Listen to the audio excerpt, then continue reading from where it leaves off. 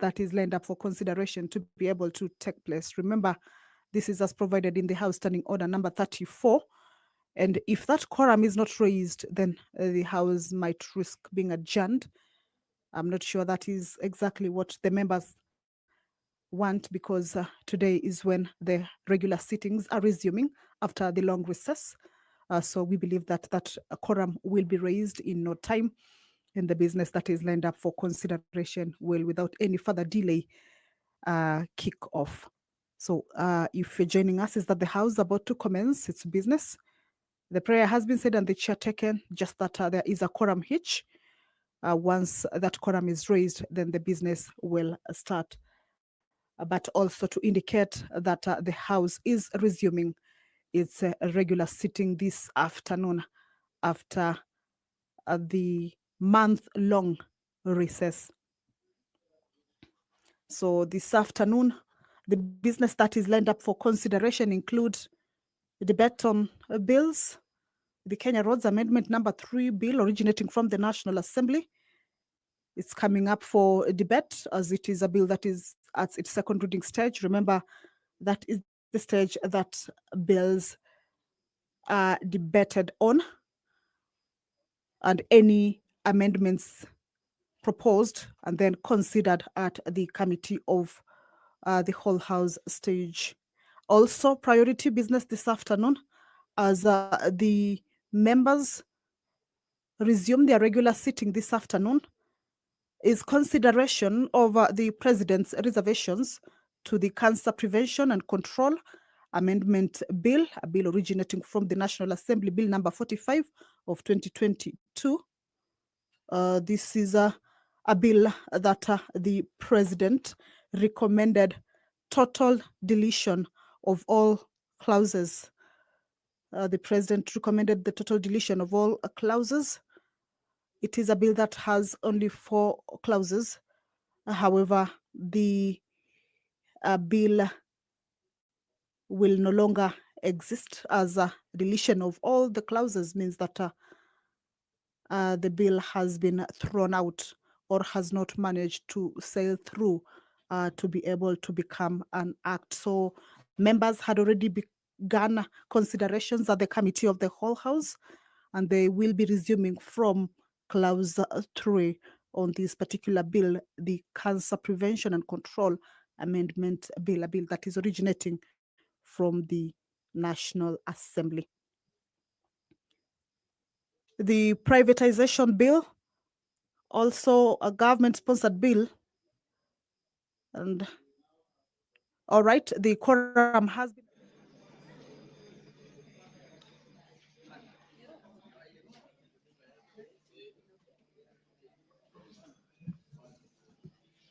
Order number 1, administration of oath.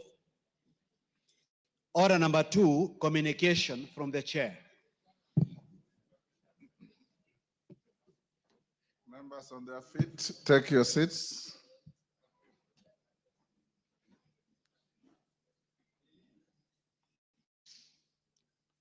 Mwalimu Milemba, take the nearest seat.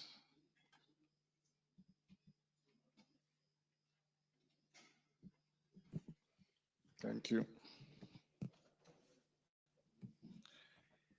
Honorable members, I wish to welcome you back to the House for the third and last part of the fourth session of the 13th Parliament.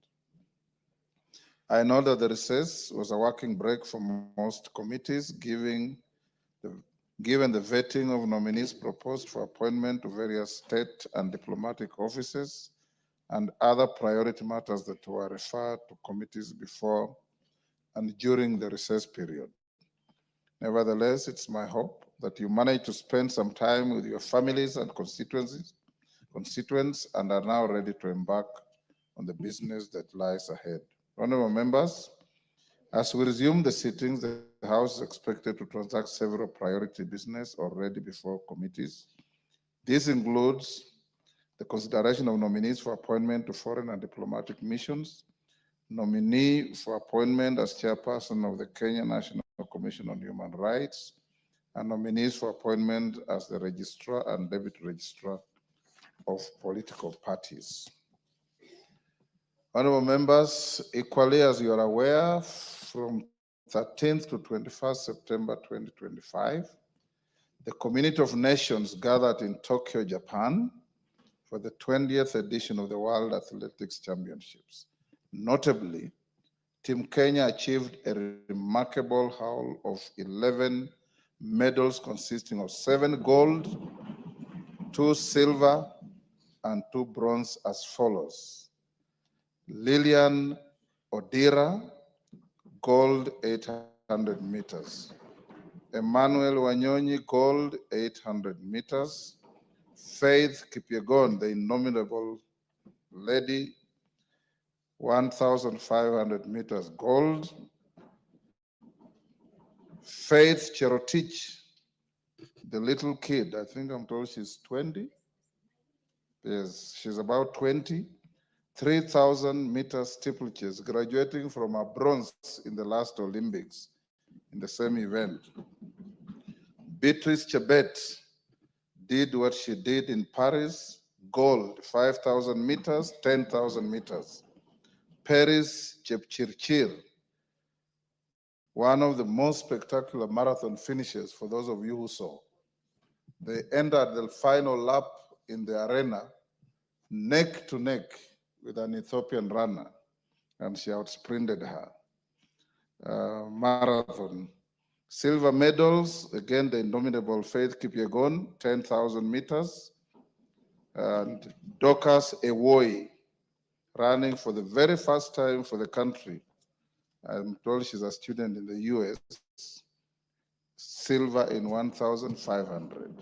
Bronze medals, Eliud Serem, 3,000 meters steeplechase, and Raymond Cheriot, 1,500. Honorable members, the achievements by our athletes and the country, the second position among the nations that participated, coming second to the United States of America that always participates in most events. The Kenyan team also topped the medal list of African countries.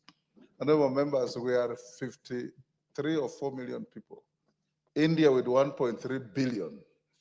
China with 1.3 billion could not match us. I think it is a very important feat. It is noteworthy that of these exemplary performances, some athletes made history in their disciplines. These are Ms. Lilian Odira, who won a 800-meter women's event in a championship record time of 1 minute, 54.62 seconds.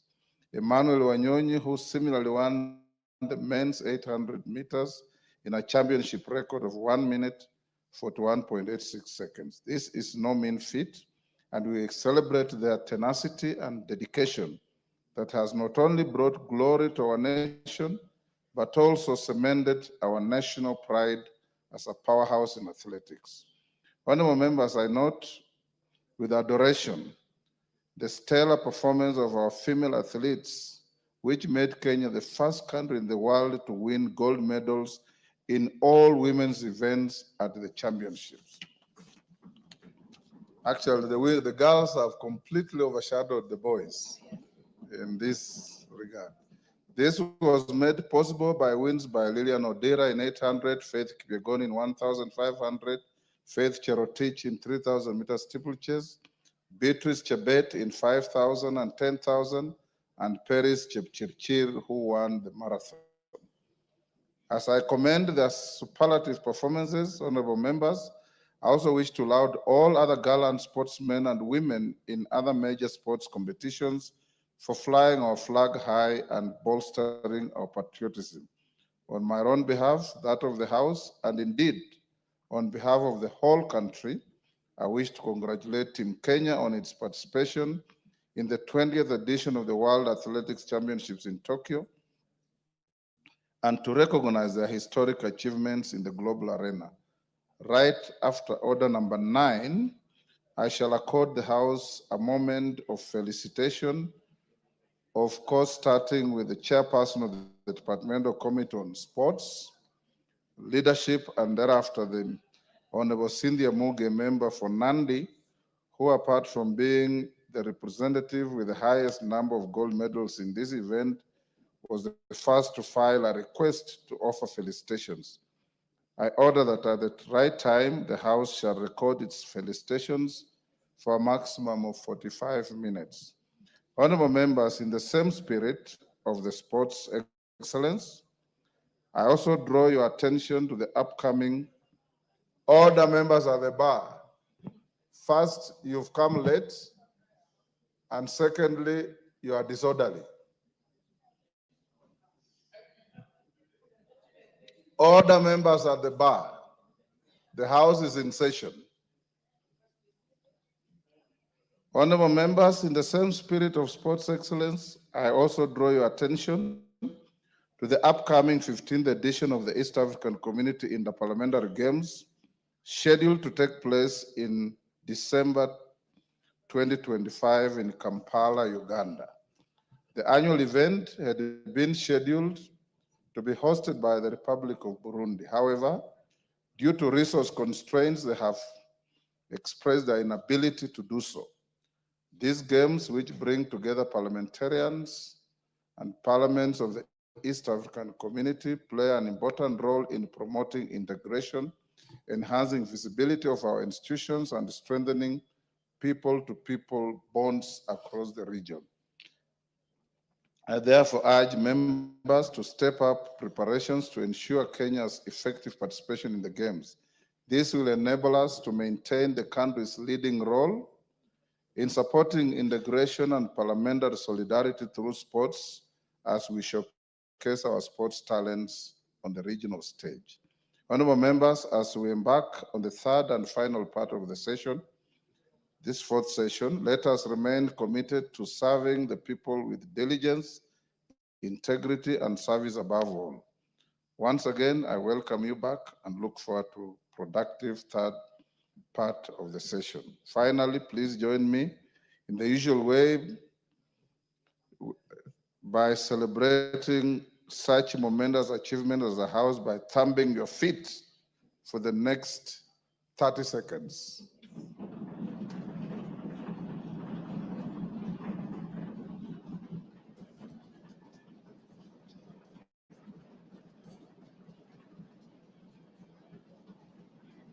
Thank you. Those at the bar, you see what you have missed by coming late. Honorable members, I also hasten to mention that I went to Kampala, accompanied by a member for Arieda, to salvage the hosting of the IALA Games. So when it comes to giving comments, I'll also accommodate him the first opportunity to speak to this, because we are running the risk of having no host. More importantly, members, I don't want to see a repeat of Mombasa. We performed very badly, even when we were hosting. Let's start in earnest, and I've directed the clerk to avail teams, facilities, and capacity to train and prepare properly and thoroughly, so that we don't go to Uganda and be hopeless bystanders as others harvest medals and medals and medals, like we saw in Mombasa. Members of the bar, please come in. Like I said, after order number 9, I'll allow us to felicitate the Team Kenya. And I notice what is missing in the communication. At least we should also have saluted the coaches of this team that make proper selection of good athletes, mentor them, and take them to give Kenya an image worth emulating. Next order. Order number 3, messages. Members on their feet, take the nearest seats.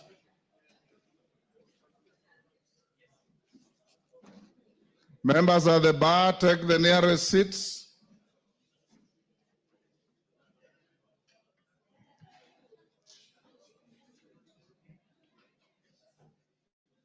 Thank you. Honorable members, I have a message from the Senate on the nomination of a co-sponsor for the Street Vendors Protection of Livelihood Bill, Senate Bill number 41 of 2023. Honorable members, pursuant the provision of Standing Order 414 relating to messages from the Senate, I wish to report to the House that I have received a message from the Senate regarding the nomination of a co-sponsor for the Street Vendors Protection of Livelihood Bill, Senate Bill number 41 of 2023. In the message, the Speaker of the Senate notifies that pursuant to the provisions of Standing Order 162 of the Senate Standing Orders, Senator Esther Okenyuri, MP, being the sponsor of the said bill, has nominated the member for Kilifi North, the Honorable Owen Bayer, CBS MP, to co-sponsor the bill in the National Assembly. Honorable members, you may recall that on Tuesday, 19th August 2025, I reported to this House a message from the Senate regarding the passage of 5 bills by the Senate, among them being the Street Vendors Protection of Livelihood Bill, Senate Bill 41 of 2023. As you may have noticed in today's order paper, the bill is scheduled for first reading under order number 9. Thereafter, the bill will stand committed to the Departmental Committee on Trade, Industry, and Cooperatives as earlier directed on 19th August 2025. Honorable members, pursuant to the provision of Standing Order 1431B of the National Assembly Standing Orders, the Honorable Owen Bayer, CBS MP, will now assume the role of the co-sponsor of the bill and will be responsible for marshalling its consideration in the National Assembly. I thank you. Next. Order number 4, petitions.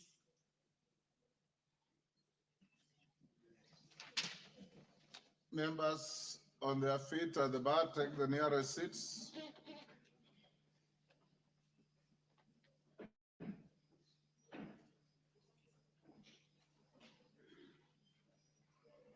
Farah, where is your nearest seat? Thank you, honorable members. Honorable members, I wish to convey a petition regarding a proposal to amend the Consumer Protection Act to provide for the induploom rule. Honorable members, Article 119 of the Constitution accords any person the right to petition Parliament to consider any matter within its authority. Further, Standing Order 2252B requires the Speaker to report to the House any petition other than those presented by a member. Honorable members, in this regard, I wish to report to the House that my office has received a petition from Mr. Allen Waiyaki Kishuhi, EBS Senior Counsel, of Wamai and Allen Advocates, calling for the House to consider amending the Consumer Protection Act Cap 501 to codify the induploom rule. The petition avers that the purpose of the rule is to protect borrowers from exploitation, prevent endless accumulation of interest, and encourage fair lending practices. Section 44A of the Banking Act codifies the induploom rule, which provides that interest on a loan ceases to accrue once it equals the outstanding principal amount when a loan becomes non-performing. The petitioner further states that despite the existence of this law, many borrowers continue to suffer from banks, financial institutions, unscrupulous lenders, and Shylocks, charging interest and penalties beyond the principal loan amount.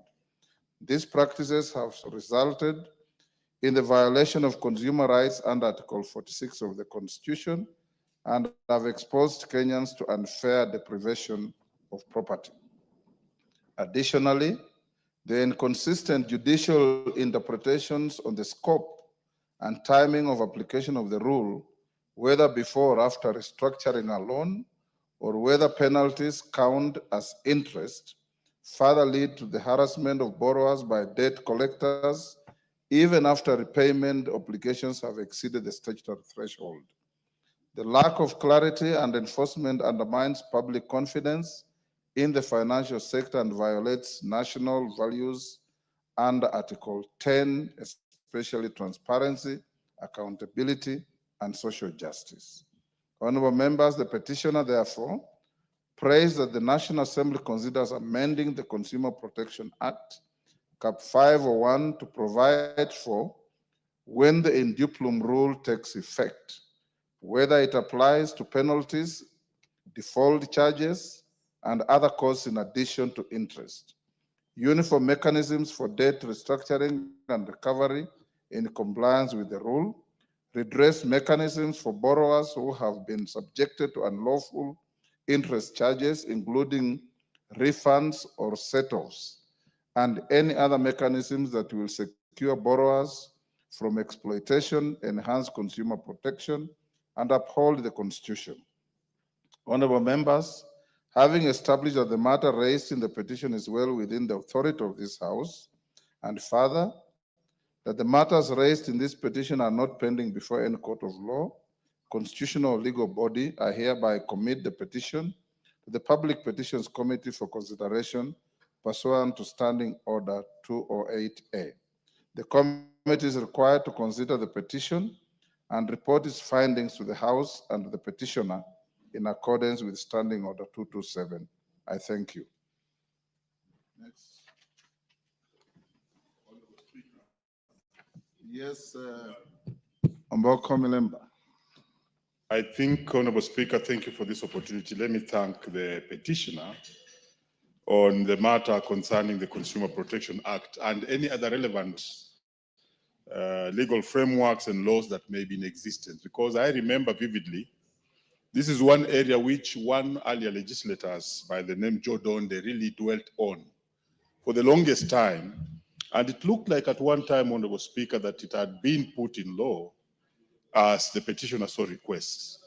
But somewhat from what we see is that the banks and the other lending institutions still are very harsh on those who do borrow. And they have actually made it difficult for the local and simple people within the communities to do the borrowing. But what still are the other players who have come on board and who are not or seem not to be controlled or checked by this law.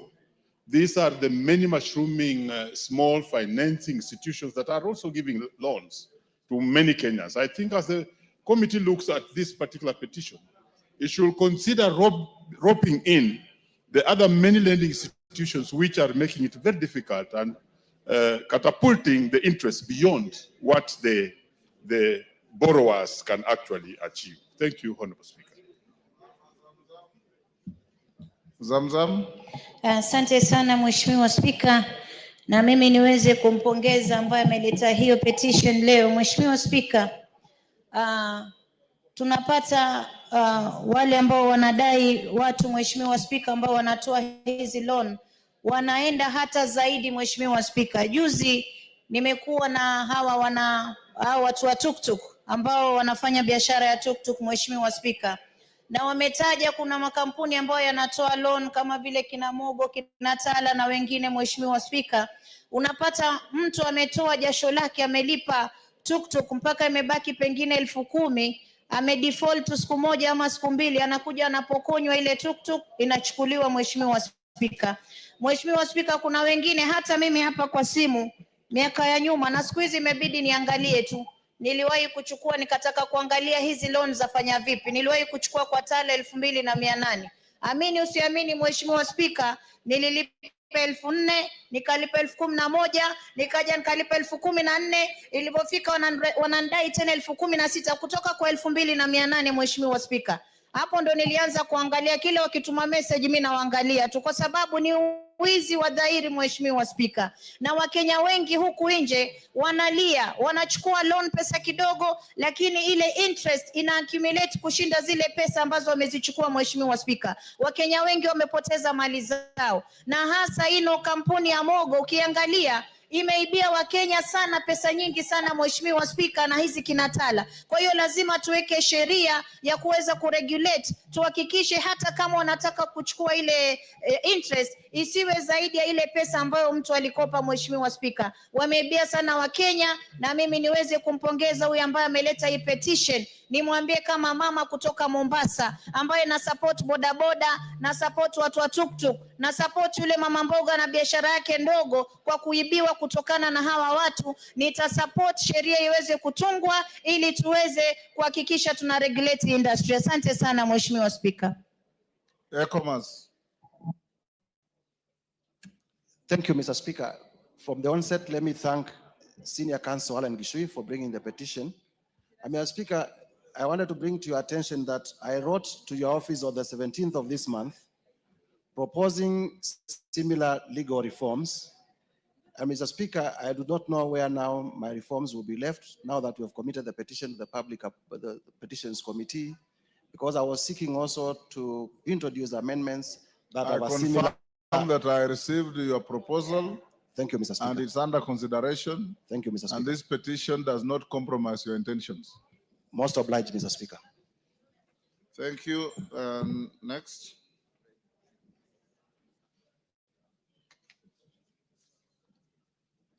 Order number 5, papers. Majority Leader.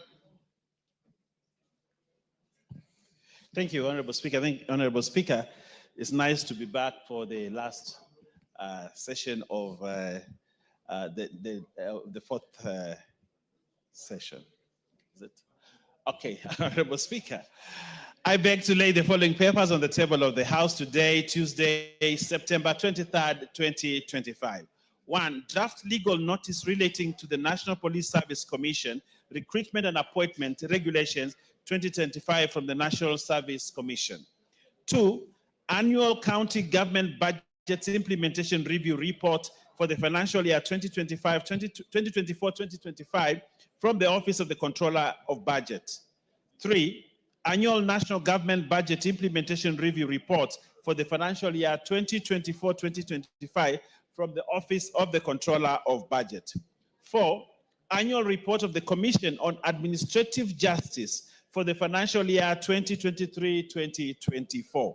5, annual performance report for the Credit Guarantee Scheme, Micro, Small and Medium Enterprises, MSMES, from the National Treasury and Economic Planning for the financial year 2024-2025. 6, report on performance of the special groups, youth, women, and persons with disability for the second half of the financial year 2024-2025 from the Public Procurement Regulatory Authority. 7, Auditor General's Forensic Audit Report on way leave compensation in 7 donor-funded projects by the State Department for Energy. 8, Auditor General's Performance Audit Report on management of unclaimed financial assets. And lastly, Honorable Speaker, report of the Auditor General and financial statements of a case study on integrated delivery of selected non-communicable diseases in Kenya, PHGF grant number TFOA 5636, Moi Teaching and Referral Hospital for the year ended 30th June 2025, and the certificates therein. Honorable Speaker, I beg to lay, and thank you, Honorable Speaker. Chairman, Budget. Honorable Speaker, I beg to lay the following papers on the table of the House today, Tuesday, 23rd September 2025. Reports of the Budget and Appropriations Committee on its consideration of 1, the Equalization Fund Appropriation Bill, Senate Bill number 7 of 2025, and 2, the County Government's Additional Allocations number 2 Bill, Senate Bill number 8 of 2025. Thank you. JLAC. Thank you very much, Honorable Speaker. Honorable Speaker, I beg to lay the following papers on the table of the House today, Tuesday, 23rd September 2025. Reports of the Departmental Committee on Justice and Legal Affairs on its consideration of the approval hearing of number 1, nominee for appointment as the chairperson of the Kenya National Commission on Human Rights, and number 2, nominees for appointment as registrar and assistant registrar of political parties. Thank you, Honorable Speaker. Chairperson, Defense, Intelligence, and Foreign.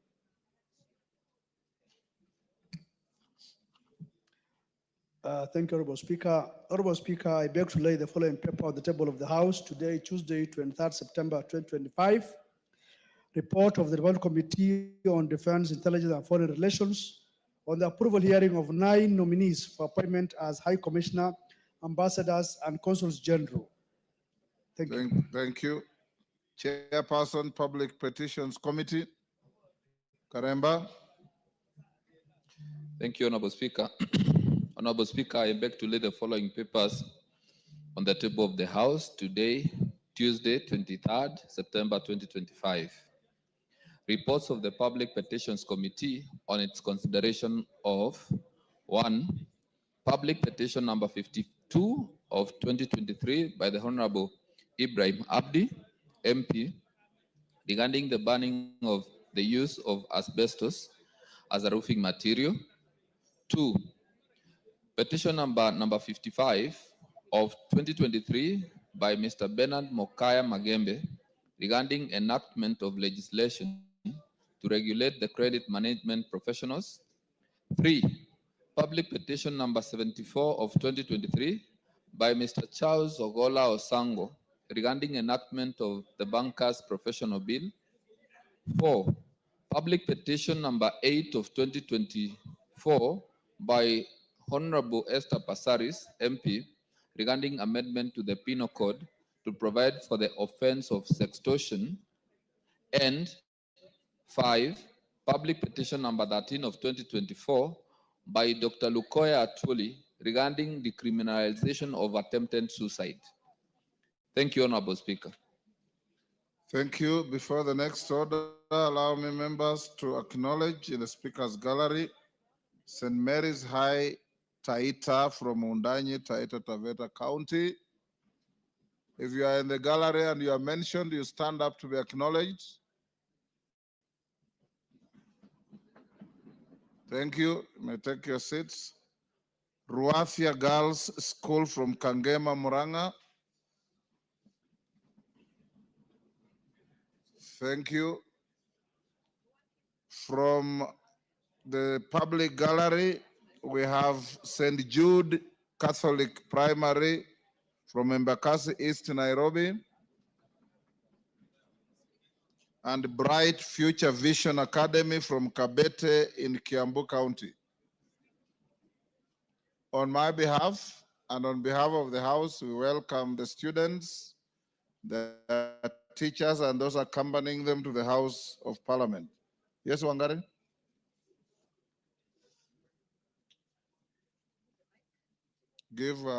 Thank you.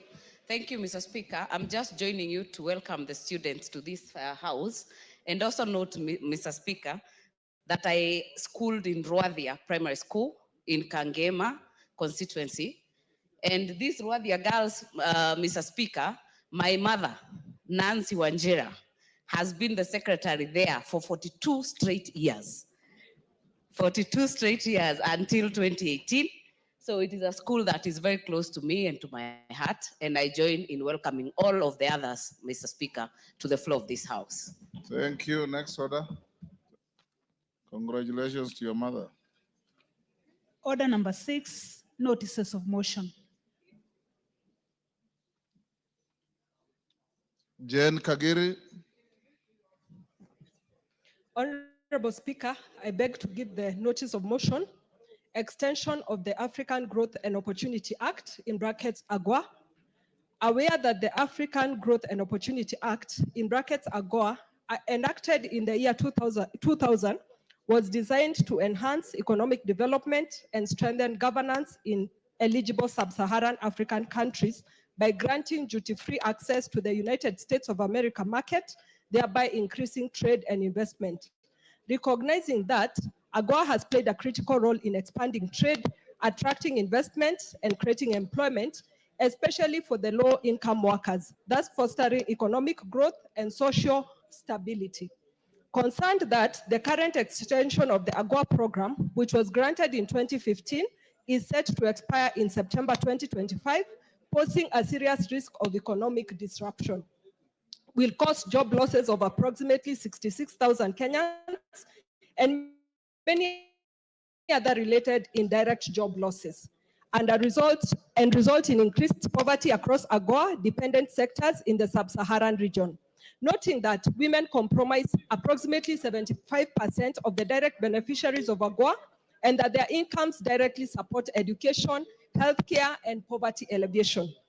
Acknowledging that AGOA has significantly boosted African exports to the United States of America, including agricultural products such as coffee, nuts, fruits, and vegetables, amounting to over US dollars 500 million in the year 2020, as well as enhancing local textile and cotton industries that have generated thousands of jobs. Further acknowledging that the expiration of the term of AGOA would trigger market uncertainty, deter investment, disrupt supply chains, and adversely impact both African and American businesses that rely on AGOA-linked trade.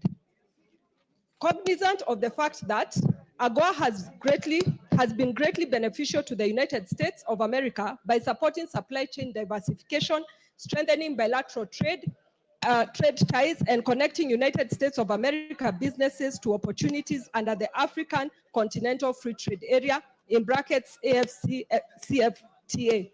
Appreciating that the continued existence of the AGOA framework would enhance the trade and investment prospects for both the United States of America and the eligible countries in Africa. Now, therefore, the House urges the government of Kenya, in collaboration with the government of the United States of America, to pursue an extension of the African Growth and Opportunity Act, in brackets AGOA, for an additional 16 years until 2041, to safeguard the economic gains, protect livelihoods, and promote long-term stability and prosperity across the African continent, and in the alternative, in the case of non-renewal, there be a transition period of 2 years to develop a trade deal that shall safeguard the businesses and job opportunities in both Kenya and the United States of America. Thank you, Honorable Speaker. Thank you, Kagiri. Chairperson Jailak Murugara. Thank you very much, Honorable Speaker. Honorable Speaker, I beg to give notice of the following motion.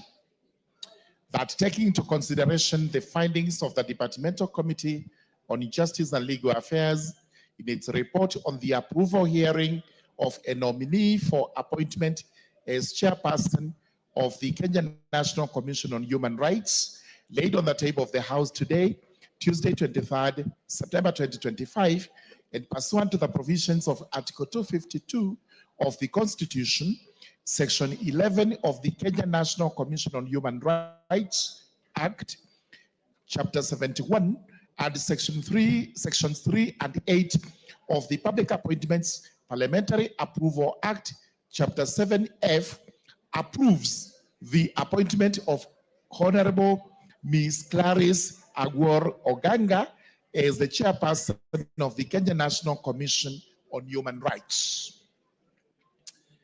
Also, Honorable Speaker, I beg to give notice of the following motion, that taking into consideration the findings of the Departmental Committee on Justice and Legal Affairs in its report on the approval hearings of nominees for appointment as Registrar and Assistant Registrar of Political Parties, laid on the table of the House today, Tuesday, 23rd September 2025, and pursuant to the provisions of Section 3 and 8 of the Public Appointments Parliamentary Approval Act, Chapter 7F, approves the appointment of the following. Number one, Mr. John Cox Lotionoko as Registrar, and number two, Ms. Agatha Wanjiku Wahome as the Assistant Registrar of Political Parties. Thank you very much, Honorable Speaker. Thank you, Sir George. Chairperson, Defense, Intelligence and Foreign Relations Committee, Bashir.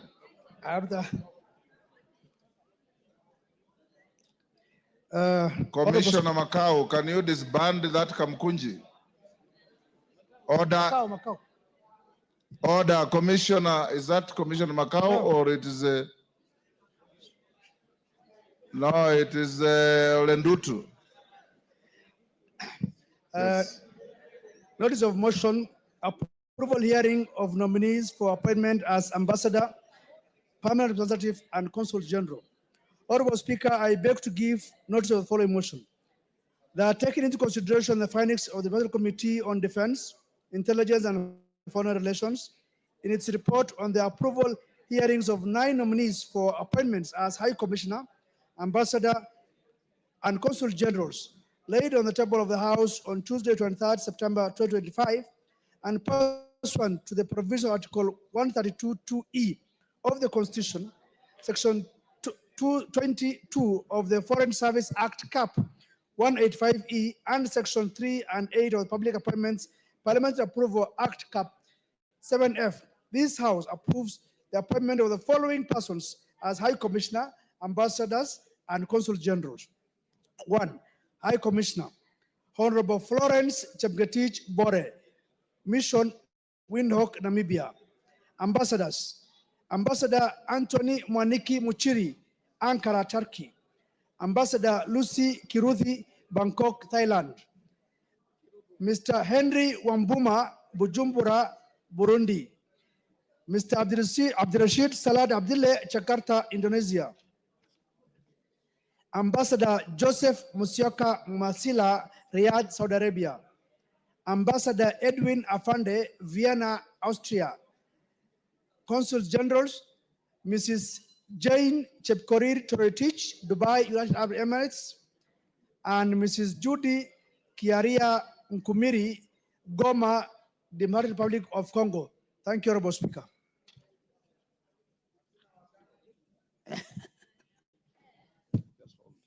Thank you, Honorable Bashir. Clerk, skip order 7 for now.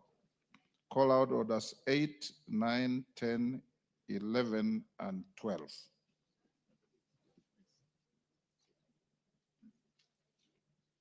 Order number 8, the Provisional Collection of Taxes and Duties Repeal Bill, National Assembly Bill number 18 of 2025, first reading.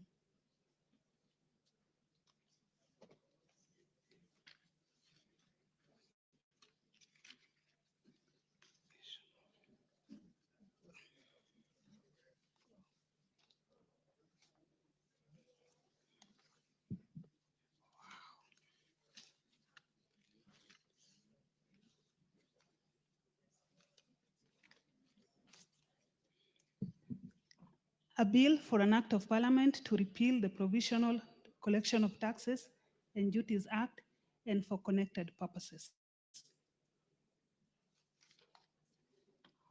Order number 9, the Street Vendors Protection of Livelihood Bill, Senate Bill number 41 of 2023, first reading. A bill for an act of parliament to provide a legal framework for the recognition, protection, and regulation of street vending in Kenya, the identification of minimum standards for street vending and for connected purposes. Order number 10, the Local Content Bill, Senate Bill number 50 of 2023, first reading.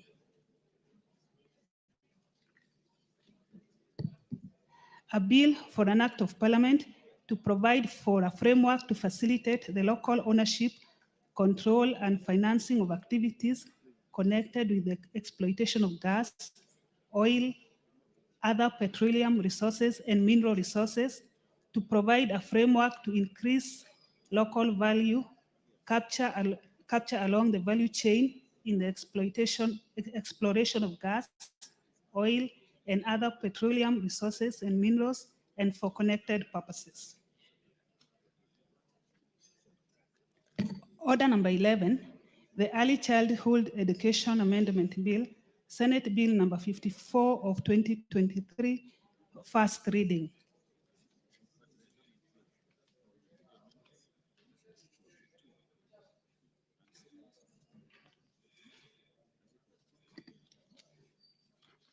A bill for an act of parliament to amend the Early Childhood Education Act and for connected purposes. Order number 12, the Creative Economy Support Bill, Senate Bill number 30 of 2024, first reading.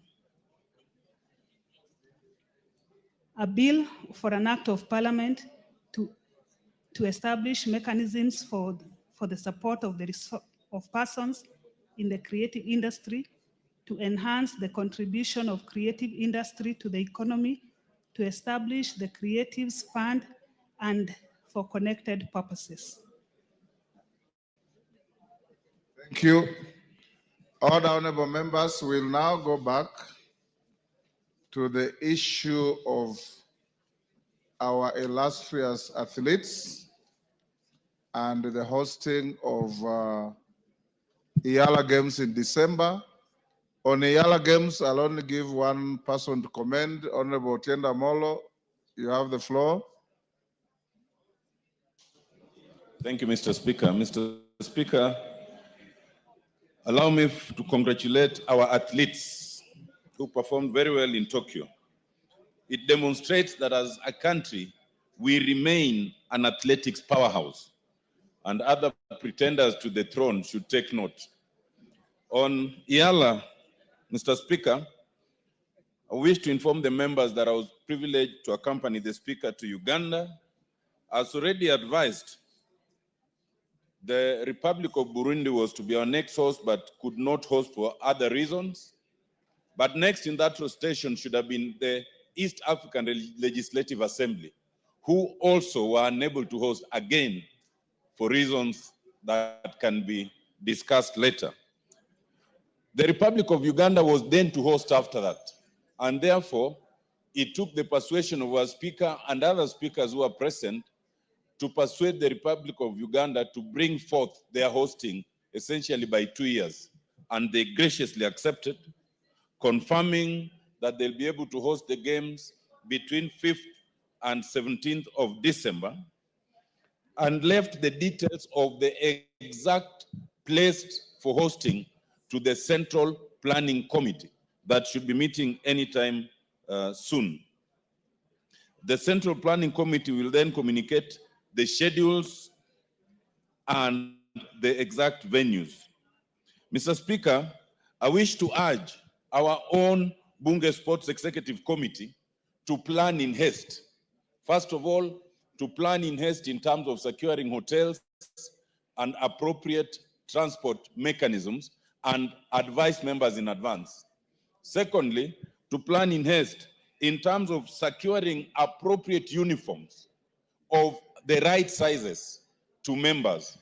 Over the years, although this has improved in the last 3, 2, and the last 1 year, there's still room for improvement. Some members still are not able to get the right uniforms that they required. I also urge the committee and the leadership of the two houses to allow members prepare for these games appropriately, to prepare by allowing and arranging friendlies, to prepare by allowing and arranging the respective disciplines, to at least have some camp for training before the games. Mr. Speaker, we did badly in Mombasa, but it must also be understood that we only traveled with 1 day to spare. Many of the other teams had camped in Mombasa for at least 1 week, which we were not privileged to have. We hope that now that we are going to our neighboring country, we will be allowed to at least camp. We will be allowed to bring supporters, which we have not usually brought, even if those supporters are in the name of our own staff members, and that we will be able to prepare for these games appropriately. Mr. Speaker, I am confident that the 8 or 9 disciplines that will be participating, we will do much better than we did in Mombasa. And on behalf of the soccer team, I can assure you and assure this House that we are practicing in earnest, and we look forward to all the support that we can get from the leadership. Thank you, Mr. Speaker. Thank you, Honorable Amolo. The JPC to the games, which you are a member with Kawaya and somebody else, must take this very seriously. In Mombasa, you recall I went to watch the volleyball game against Rwanda or Burundi. You didn't even have a substitute player. Not even one substitute player. And we were not very comfortable. You saw our football, how Tanzania send rings around us, and so on and so forth. Please prepare in earnest. The clerk is directed, like I said, to enable the teams to prepare properly and thoroughly. You must be physically fit to play football, Honorable Mboko Milemba. Now I'll give, who is the chairman of sports? I said we'll start with the chairman of sports. Dan Wanyama is not here. Let me give Cynthia Muge, who wanted to make a statement on this. Thereafter, can we do a minute or two each? 2 minutes each? Okay, Cynthia, go ahead. Thank you, Honorable Speaker, for the opportunity to congratulate the great sportsmen and women who represented Kenya in Tokyo for the 2025 championship. Honorable Speaker, we are proud of that team because it has brought back the glory that Kenya as the powerhouse for sports and athletics, Honorable Speaker, has always been. Remember, Honorable Speaker, this is our third best performance since the inauguration of the championships, Honorable Speaker. We've had 18 medals previously, and we've had another 15 medals previously. And today, Honorable Speaker, we have 11 medals. We want to appreciate all the gold medalists, the list that you have presented to this House today, Honorable Speaker, and we appreciate their efforts that they have been able to once again, like we have mentioned in this House, that this is the team that hoists the flag of Kenya every other time. And Honorable Speaker, we have also said that they have not been appreciated enough because of the very good work that they do. Honorable Speaker, we remain the best in Africa, and it is such a proud moment, Honorable Speaker, to be African. And it is even the best moment to be Kenyan, Honorable Speaker. And every day, Honorable Speaker, our athletes continue confirming that Kenya is the absolute kingdom of athletics and championships, Honorable Speaker. And we appreciate the people that represented us as a country, Honorable Speaker. Honorable Speaker, I also want to note that over time, our athletes have been doing a very good job.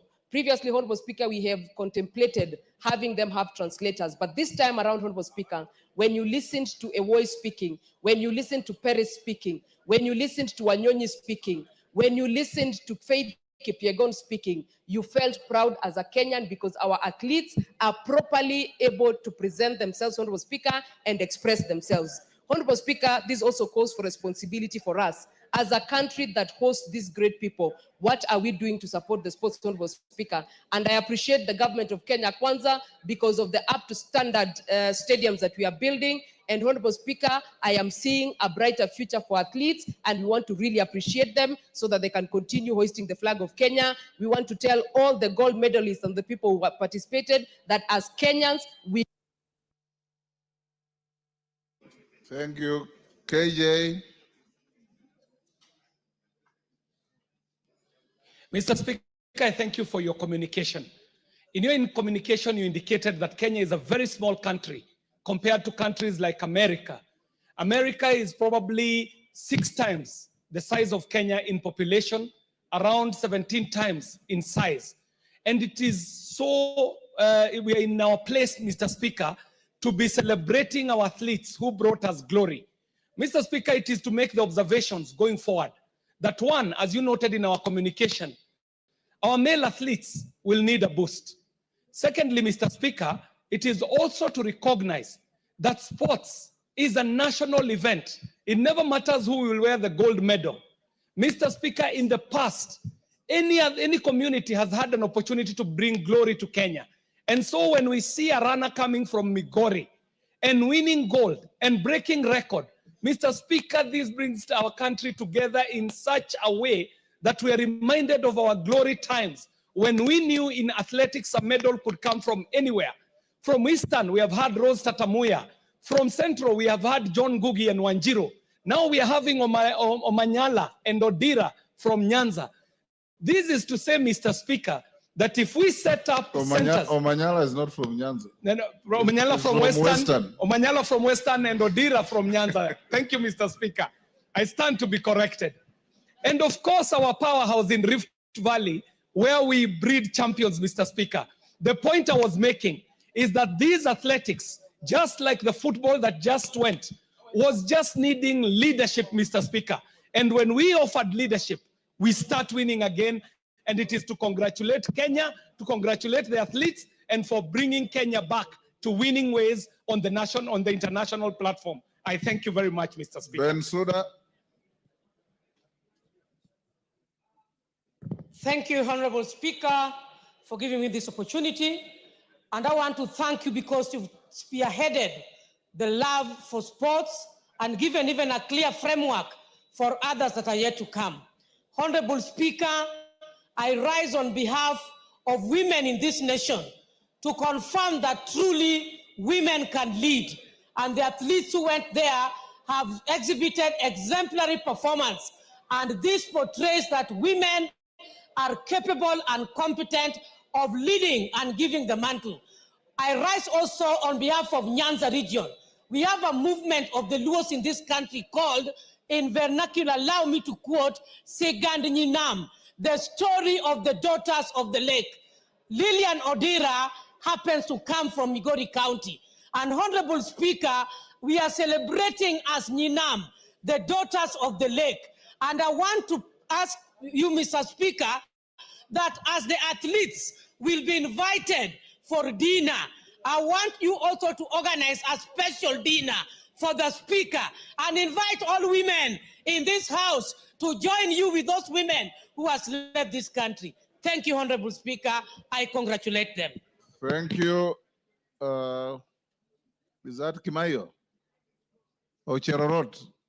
Cherorot. Thank you, Mr. Speaker, for giving me this opportunity to also participate and congratulate our athletes who managed to do us proud in Tokyo. I want to say, Mr. Speaker, this country is actually powerhouse because of the sports or athletics, Mr. Speaker. Mr. Speaker, I want to talk about Patrice Chebet. I mention her because she comes from my constituency, Mr. Speaker, and Patrice started, actually, there's a camp we started in 2006, and she has really proved to be one of the heroines who can be able to represent this country. I want to say, Mr. Speaker, that this country, we rely on athletes who are actually using only food without using enhancement substances, Mr. Speaker.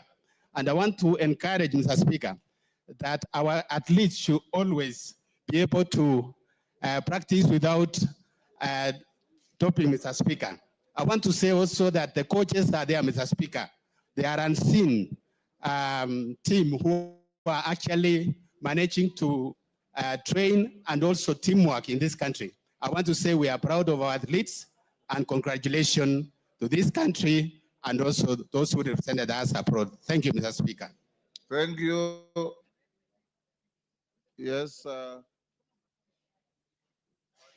Mwalio. Mwalio, you normally sit somewhere else. Yeah, nimeama.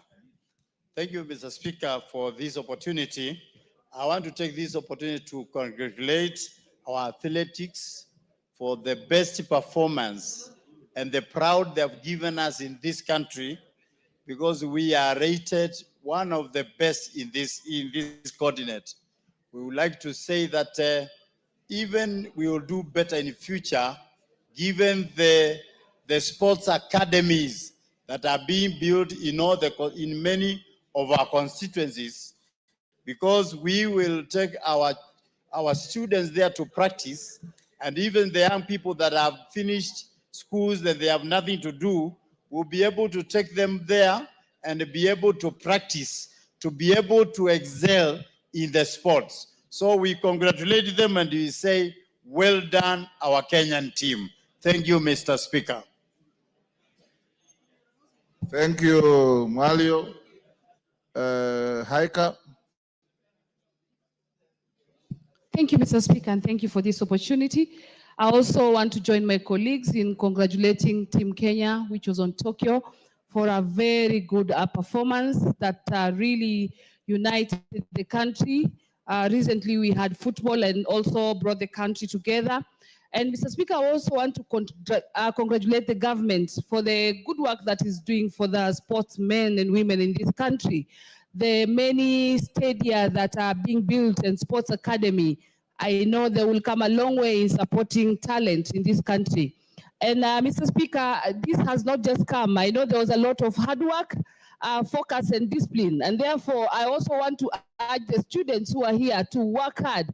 And also want to congratulate school from Taita Taveta St. Mary's. Welcome to Bunge. We are honored to have you here. Thank you very much, Mr. Speaker, and thank you for this opportunity. Kibagendi. Thank you, Honorable Speaker. I also want to take this opportunity to appreciate and congratulate our team that represented Kenya in the Tokyo World Championships.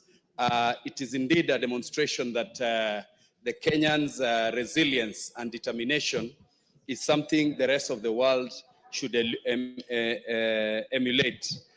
We would like to call upon government and those involved in the sports, in athletics, to give a bit of attention this time to men. You realize that the men this time didn't perform very well, but we appreciate the effort they put and we congratulate our team for the wonderful job that they've done. Thank you, Honorable Speaker. Yes, Deputy Speaker. Thank you, Honorable Speaker, for the opportunity to be able to commend our athletes. As a lover of athletics and also as the race promoter of the Eldoret City Marathon, I really was delighted to see the performance of our athletes. And as parliamentarians, I'd like to urge us to continue to work on the nurturing part. We have worked on our stadiums. Our stadiums now are world accredited, which means that we can actually be bidding as Kenya to host the next World Championships. Last time we missed the hosting the championships because we did not have the stadiums up to standard. But now we do, thanks to the Chan football tournaments that were here. We also want to request that the Ministry of Sports puts more effort, not only on celebrating the athletes once they have made history, but to also nurture them. We have several athletes, most of them in Uasin Gishu County, Nandi County, and Elgeyo Marakwet County, where the challenge that they have is that they are living in dilapidated camps. The camps are privately owned, and most of them sometimes don't have food and clothes and so on. So one of the things we must emphasize is nurturing them before they make the news. Thank you, Honorable Speaker, and I urge all the members to support us on this. Thank you. Okwame. Okwame. Thank you, Mr. Speaker, for giving me a chance to air my opinion on what happened in Japan. Mr. Speaker, it was a wonderful job. My congratulations to all our teams which were there, and in particular, let me congratulate Odera, who comes from an area where for many years the name of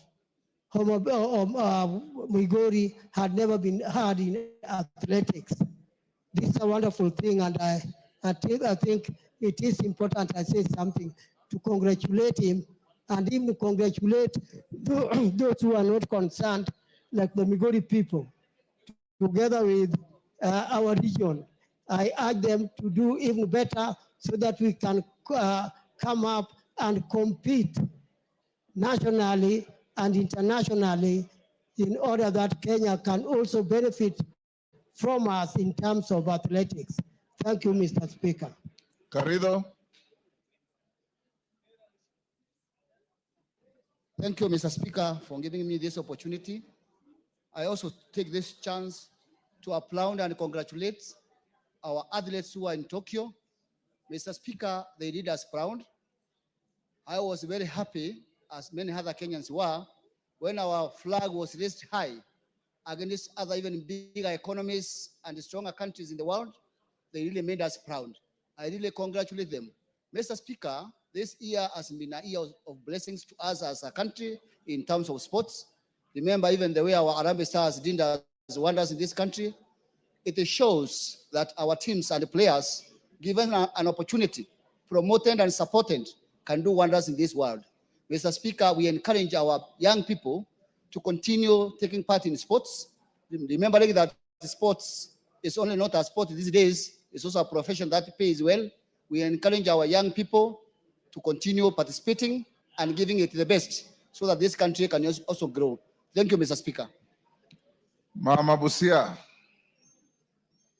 Thank you, Mr. Speaker. I want to actually applaud our Team Kenya for flying our flag so high and making every Kenyan realize that actually we do not have boundaries when it comes to such activities. Kenya is one, whether it is whatever tribe that is participating in any sport, any event, all Kenyans, the way they get glued on the screen and praise and scream and just wish that we take it, is what we should be doing even in progressing our own world, our own country. I want to also appreciate the president for supporting, motivating these young people. That's all they need from us. We must keep supporting them, their welfare, everything that they need must be given to them on time so that they don't go down, but we add numbers. We need all the counties also to participate in the Olympics, all other games in the world. Thank you, Mr. Speaker. Kingara. Honorable Kingara. Mr. Speaker, sir, for giving this opportunity to congratulate Kenyans who did very well there in Japan and elsewhere. Mr. Speaker, it has been noted that when athletes are motivated, they do their work well.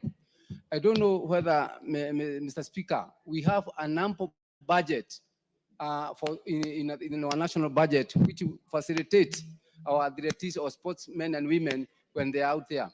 You noted, Mr. Speaker, when Kenyans doing football here were added, they did well. But the question is, do we have a consistent budget which can facilitate them consistently so that we can do well consistently too? Mr. Speaker, Mr. Speaker, even Parliament should honor this appreciation by also coming up strong and even giving a room or a garden, Mr. Speaker. Mr. Speaker, remember when I stood here talking matters sports, I requested whether even Parliament can have good facilities, including a field where we can be doing our own sports affairs, noting that even the private sectors have the same. Mr. Speaker, this is not a big deal. Let's work on have good facilities even for our own self. Finally, Mr. Speaker, and the parliamentary games, we are not consistent. I stand and say, in the athletics, we are not consistent. We need to start early, as you directed, but also be guided, especially on which facilities to use. As I stand here, we have not been committed to a serious grounds of doing our, and you know we are out doing our we are. Thank you. Wangare says you are all alone. It's not collective. Give him 30 seconds. Yes. A second. The point I wanted to make, we have very young parliamentarians here, Mr. Speaker, whom I don't find out there. That's the age coming. That's why the age is coming in. Let's have our own young parliamentarians out there competing with the rest of the East African community. Thank you. Oundo.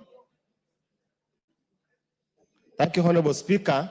On behalf of the people of Funyula constituency, allow me to congratulate and sincerely thank the athletes that brought honor and fame to the people of Kenya. It was always refreshing to watch. It was captivating to watch whenever I had time to watch. And indeed, it showed that there's another face of Kenya than what is beamed in some other international media all over the world. Honorable Speaker, we continuously urge the Athletics Authority and the sports fraternity to continuously invest in male sports. We seem to start to lag behind in the male sports and athletics, which is not a good sign at all. Our men for many years did much, much better than the ladies. I have nothing against the ladies, but as we invest in women's sports, let's likewise invest in men's sports. And Honorable Speaker, the neglect of the boy child is now being reflected all over, be it in schools, be it in performance, be it in employment, be it in marital status. It is important that society, we must address that matter critically so that we can move at the same pace. Finally, Honorable Speaker, when you talked about the poor performance of Parliament in the Yala Games, Honorable Jako Amboka said they didn't lose much. They might have lost on the pitch, but they scored other medals, and the time for the medals to be seen is almost this time, Honorable Speaker. Thank you, Honorable Speaker. The only medals I recognize are the ones I saw. Yes. Mutunga. Yes. Thank you very much, Honorable Speaker, for the opportunity to bring our gratitude from the people of Tigania West to thank our team that went to Tokyo and really did a great job. Honorable Speaker, the ladies who scored gold many times and our flag raised many times, and the jubilation and the enthusiasm among Kenyans was telling.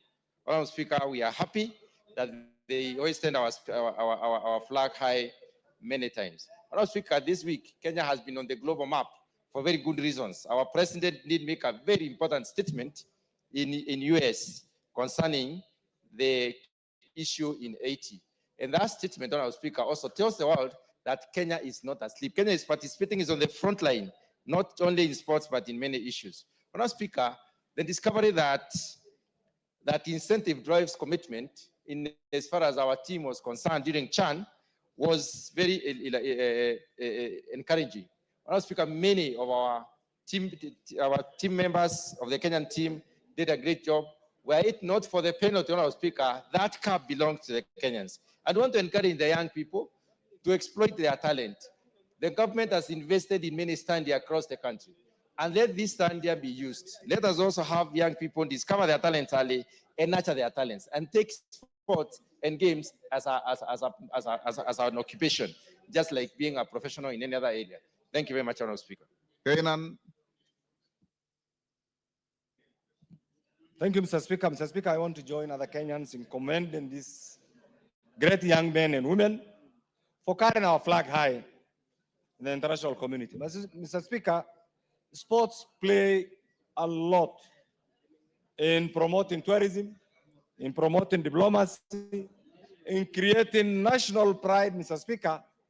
Mr. Speaker, it is high time that we also commend the government in motivating, in providing facilities and support to these young men and women, Mr. Speaker, which we have seen in the recent months, Mr. Speaker, in providing infrastructural facilities and also offering them other support, Mr. Speaker. Mr. Speaker, many countries pride themselves in certain unique identity, Mr. Speaker. And therefore, the Kenyan sportsmen and women have created an international niche in the field of sports for this country, Mr. Speaker. And indeed, we are very proud, Mr. Speaker. Mr. Speaker, this is also one avenue of creating many job opportunities. And therefore, mine is to say, keep on carrying our flag high, keep on doing very well. And as leadership, let's also provide an enabling facility for these young men and women. I commend you wherever you are. Keep it up. Thank you, Mr. Speaker. Ferdinand Wanyonyi. Thank you, Mr. Speaker, sir. I want to take this opportunity on behalf of my community and on behalf of this House to congratulate the ladies and the men that took part in Olympics in Tokyo. I was actually so moved that the Speaker, my request today is that I ask you and members present here to host, if we can host these ladies here and those that took part. I think it'll be one way of saying they've done very well. And I think because we are actually leaders, national leaders, I was just thinking that maybe that's the best way we can do, because everybody was very excited about what we did and they made us proud. To be number 2, the whole world, is not a joke, it's not a walk in the park. And therefore, I take this opportunity to thank those that took part, and particularly my friend Wanyonyi, who I think I would had my namesake called Wanyonyi, and was being pronounced very funnily, but the boy did so well. It'd be very nice for us to actually host this athletics here. And I think members will be very happy if you have a cup of tea out there or whatever cocktail you can have with this. I think they'll be very, very proud. I want to thank you for that. Asante sana Mheshimiwa Spika, na mimi nichukue fursa hii kwa niaba ya wakazi wa Mombasa kuweza kuwapongeza wachezaji wetu ama wanariadha wetu kutoka Kenya ambao wamenyanyua bendera ya Kenya juu sana katika ulimwengu mzima, Mheshimiwa Spika. Na ukiangalia Kenya ni nchi ndogo ukilinganisha na yale mataifa ya dola kubwa kubwa, Mheshimiwa Spika, lakini Wakenya wamejitahidi kwa ubora wao, wakaonyesha ueledi wao katika viwanja, Mheshimiwa Spika, wametuletea medali tofauti tofauti kubwa, Mheshimiwa Spika, na mimi nawashukuru sana na wapongeza, Mheshimiwa Spika. Na niweze kueleza kuwa Mheshimiwa Spika, imekuwa ni ada hawa wachezaji wetu ama wanariadha wetu wanaleta ushindi mkubwa nyumbani, lakini ukiangalia wakati wao ambapo wametoka kwenye michezo, Mheshimiwa Spika, unapata wanaishi maisha duni sana, Mheshimiwa Spika. Lakini nina imani hino serikali imekuja na mabadiliko makubwa sana, na nina imani Mheshimiwa Rais atawachukua kwa uzito mkubwa sana ili waweze kuangaliwa pia maisha yao pia waweze kukaa vizuri, kwa sababu wameinua Kenya juu sana, Mheshimiwa Spika. Na hasa niwapongeze kina mama. Kina mama wamekimbia, wameonyesha nguvu, wameleta medali nyingi, na kina mama ndani ya bunge hili tuweze kuwasherekea hawa kina mama wenzetu ambao wameinua taifa juu. Uso wa Kenya uko juu, imeshinda Amerika, imeshinda Mchina, imeshinda mataifa mengi. Najivunia sana kuwa Mkenya, Mheshimiwa Spika, na leo nawapongeza kama mama Mombasa. Asante sana Mheshimiwa Spika. Omboko Milemba. Yeah, thank you, Honorable Speaker. As a sports promoter and a sports person, let me also congratulate these athletes. The performance was very good. Though it's being ranked number 3, I thought this is the best I've seen. And being ranked number 2 was great for Kenya. And it surpassed the performance in Budapest the previous year, where we only got 3 gold and a few silvers. I also want to really thank the government, because the current government is doing something very serious about sports facilities, because the only stadiums we were having, Moi and Kasarani, and now the Moriband city, were done by President Moi. And now we are seeing Talanta coming up, and various others coming up in different regions like Homa Bay and Bungoma and other places. This is very good, because this is what trains these athletes to be what they are. The female athletes were very, very good, and we want to really congratulate them, but then the men must also come up. But I want to say, Honorable Speaker, that most of them are very young people, and they really need support. I happened to meet Serem Edmond, and Serem was just walking the streets of Eldoret. They really need support. But finally, the Minister of Education must actually give all the pathways to schools, because under the competence-based education system, we need all the schools to have all the pathways so that the talents can come up. Thank you, Honorable Speaker. Masara. Thank you, Mr. Speaker. Mr. Speaker, let me add my voice to the ones who have congratulated our team who are in Japan, Tokyo, for the good performance. Fortunately, Mr. Speaker, for the first time in the history of Nyanza, we have gotten a lady by the name Lilian Odira, coming from Suna West constituency, Suba West Division, Ndonyo village, to have gotten a gold medal, Mr. Speaker. This is a good moment for us, and I can say through her, many young girls and boys now will be inspired to also run, because we are known back in Nyanza, we are known to be footballers. But Lilian Odira has proven that there's no limit. She had done what nobody has ever done. And I believe, since Suna West there is gold, some of the gold which were taken by the colonists, she's bringing some of them back. I want to encourage young people that they should not be limited to anything. They can try their potential and do the impossible. Once again, I want to congratulate all athletes who participated in Japan, but especially give Lilian Odira congratulations on behalf of the people of Sona West and Kenya at large. Thank you, Mr. Speaker. Harold Kipchumba.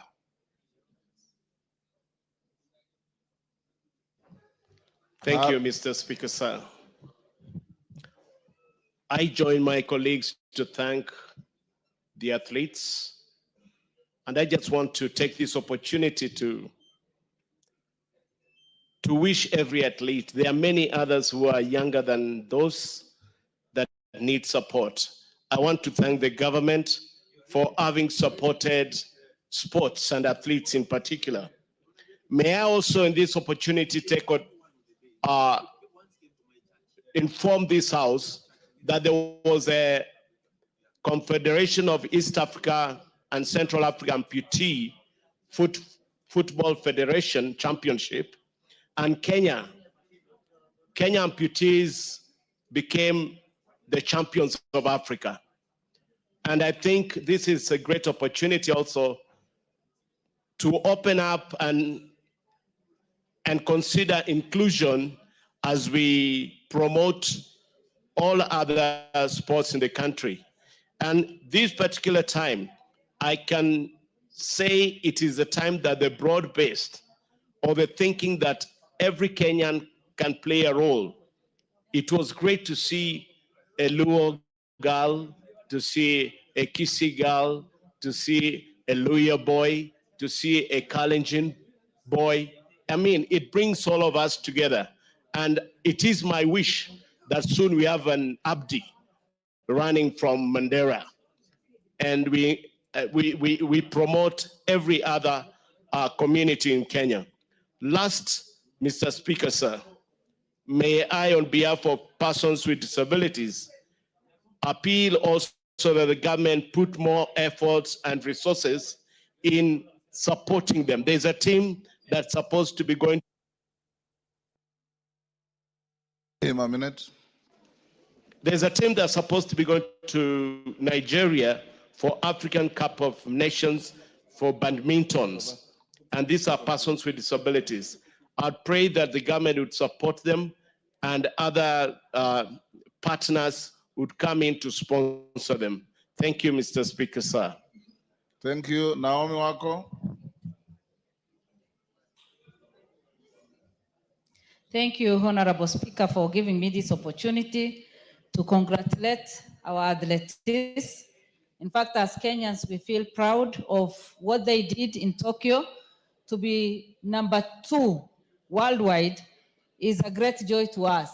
And even the people in the villages today are proud of our athletes.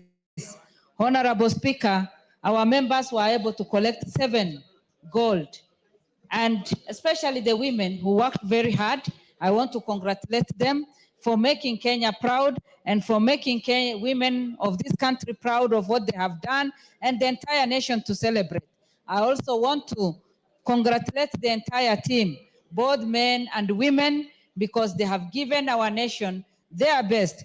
Honorable Speaker, our president has given a lot of attention to sports and he has motivated them in many ways. Mine is just to say that as leaders, we also need to congratulate and also motivate our members so that they perform well. This has also inspired many other people because in the past we used to say that athletes are only from Rift Valley, but today we can say as a country, we can all participate and also win and make this country proud. Thank you, Honorable Speaker, and we congratulate our team. Thank you. Owen Bayer. Thank you, Honorable Speaker. Honorable Speaker, I want to join fellow members in congratulating our athletes, Honorable Speaker, and say that an investment in sports is actually an investment in the pride of the nation. We stand tall as a nation and as a country today celebrating the great feat of our great athletes and our sports people. Honorable Speaker, probably this great feat that happened in Japan is because stems from what we did in the football in Chan. The success in Chan actually propelled our athletes to even want to do better. And I believe, Honorable Speaker, as we go forward as a nation, with the motivation and with the whole country united and rallying for success in the sports fields, Honorable Speaker, we are going to not only succeed on the sports field, but will remain as a country that is united, as a country that is focused, and as a country that is looking for success in every field, Honorable Speaker. And I want to pay great accolades, Honorable Speaker, to this government and to the President for standing by athletes in this country. We have seen him, even before this team, we have seen him bring athletes to State House and giving them, some motivation, Honorable Speaker. We saw him motivating the football team, and I also know when he comes back, Honorable Speaker, he'll motivate this team and many other teams that the country comes in, Honorable Speaker. Probably, Honorable Speaker, you need to borrow from the President. The way he did to our team, national team, probably that's what we need to do to the Bunge FC team, so that, Honorable Speaker, they'll be able to do better. I don't want to go to Uganda and come back without a medal, but you can actually engineer success, but actually doing President Ruto thing in the House, and we will bring all the trophies, Honorable Speaker, to this House. I thank you, Honorable Speaker. We'll support winners, not joy riders. Thank you, Owen. Mawade?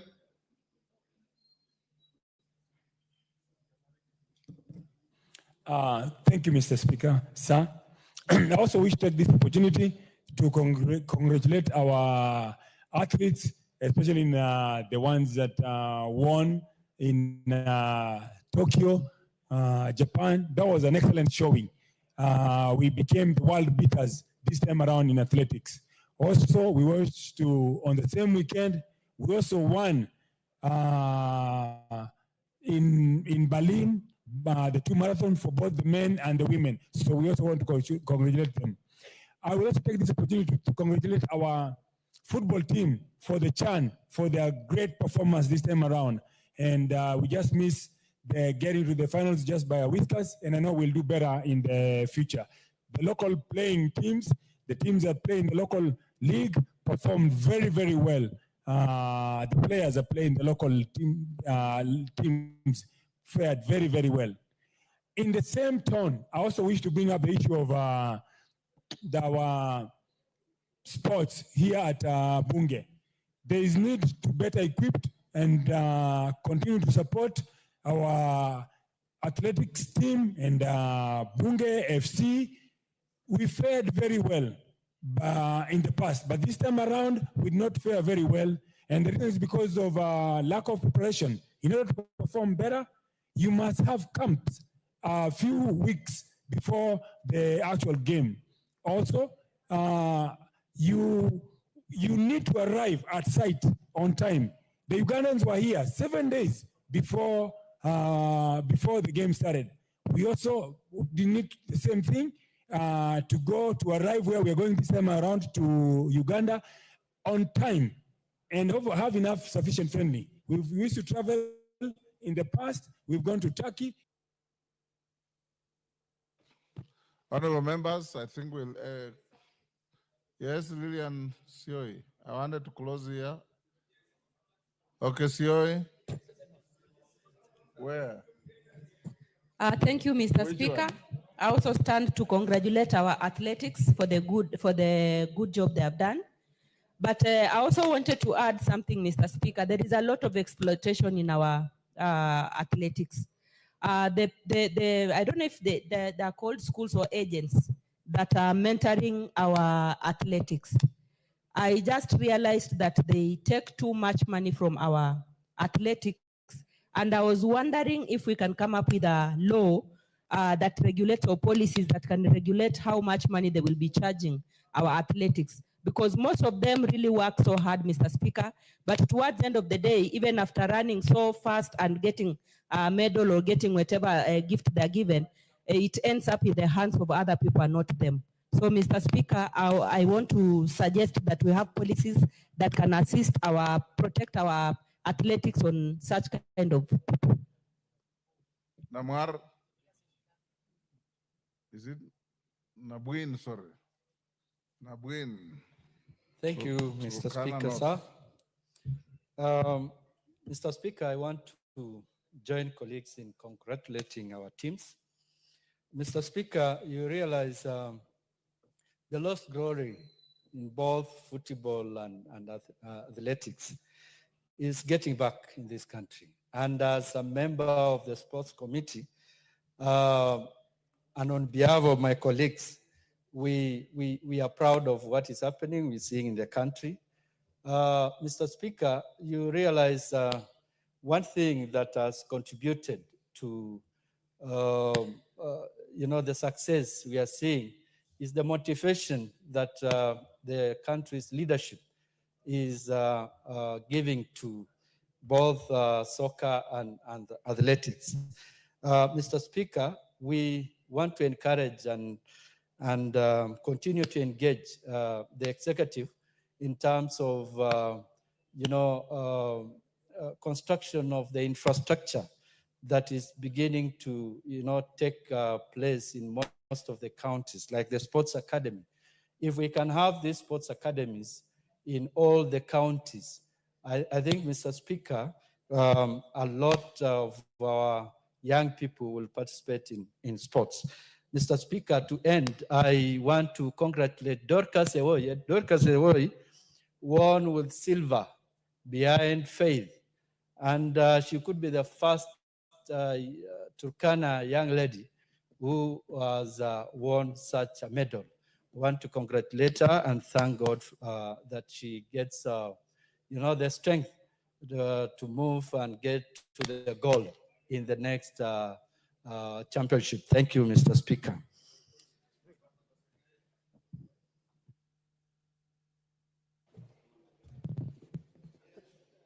Thank you, Mr. Speaker, sir. I want also to join my colleagues to pay tribute to our gallant Kenyans who gave this country something which has never been done.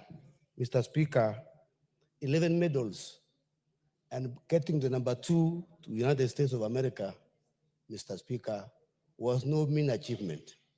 Mr. Speaker, I would like to thank the President particularly for motivating our sports women and men in this country by giving them some motivational awards. We would like to thank him and ask him to continue supporting these sports. Number 2, Mr. Speaker, I would like to support my colleagues by recommending that we have all these sports academies in all the counties in the country. Mr. Speaker, if we have the academies in the country, in all the counties, I'm very sure we can best get the best. And Mr. Speaker, also diversify in these sports so that we can now go to 100 meters, 400 meters, and other sports in this country. Mr. Speaker, I want to say thank you and welcome our Kenyans who have gone to Tokyo and conquered. We are proud of you. Thank you.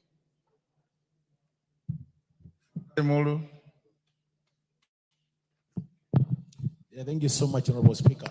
Honorable Speaker, I also want to take this opportunity to say congratulations to Team Kenya. Honorable Speaker, it was really very nice watching the athletes as they conquered the world. But more specifically, Honorable Speaker, I want to salute our women athletes, Honorable Speaker. Speak louder. I want to congratulate the women athletes, Honorable Speaker, because they did extremely well, Honorable Speaker. But Honorable Speaker, I got disturbed that I watched the games, the athletes also, Speaker. More so, the steeplechase men, Honorable Speaker. You know, this is one of the items you have been getting all the medals. But we are no more there. We are no longer there, Honorable Speaker. So I think we need to ask ourselves what has happened to this particular item where we used to get all gold, silver, and even the bronze. But now we got nothing. I think it's an area we need to revisit, Honorable Speaker, and see what happens. Honorable Speaker is only the Bunge one. I think practice makes perfect. That's why we are not getting it right. People must train for them to win, Honorable Speaker. Let's train more. I congratulate you, Honorable Speaker, and congratulate Kenyans for this good performance. Thank you. Polo. Thank you, Mr. Speaker, for giving me this opportunity. And at the onset, let me join my colleagues in congratulating The team that went to Japan, tell them kudos because they did a good job. And I take note that our country is well known all over the world because of the sporting activities. I would like to encourage all communities to involve their people because, Mr. Speaker, I was really very happy this time round that the players or the participants who were there were coming from all many tribes. At least for the first time, you could see there's a Turkana, there's a Luo, there's a Kalenjin, and that is good. It at least brings Kenya or unites us so that we are one. So thank you so much. And as us in Bunge here, Mr. Speaker, I would like to encourage the Bunge to at least put more emphasis on these issues of sporting so that when we go and compete elsewhere or with other countries, at least we bring more trophies. We noticed while we were in Mombasa that we were not, or our players were not fit enough, meaning that there is no provision or there's no time for training. While other countries could actually take a whole week earlier to come and actually train, to familiarize themselves with the fields. So I feel that we need to take we need to give more seriousness to this to sports. Thank you so much, and I congratulate all the teams. Thank you. Honorable members, the time I allocated is up. We'll end here. I will. Pasaris, you came and solicited to be given a minute to speak. Go ahead.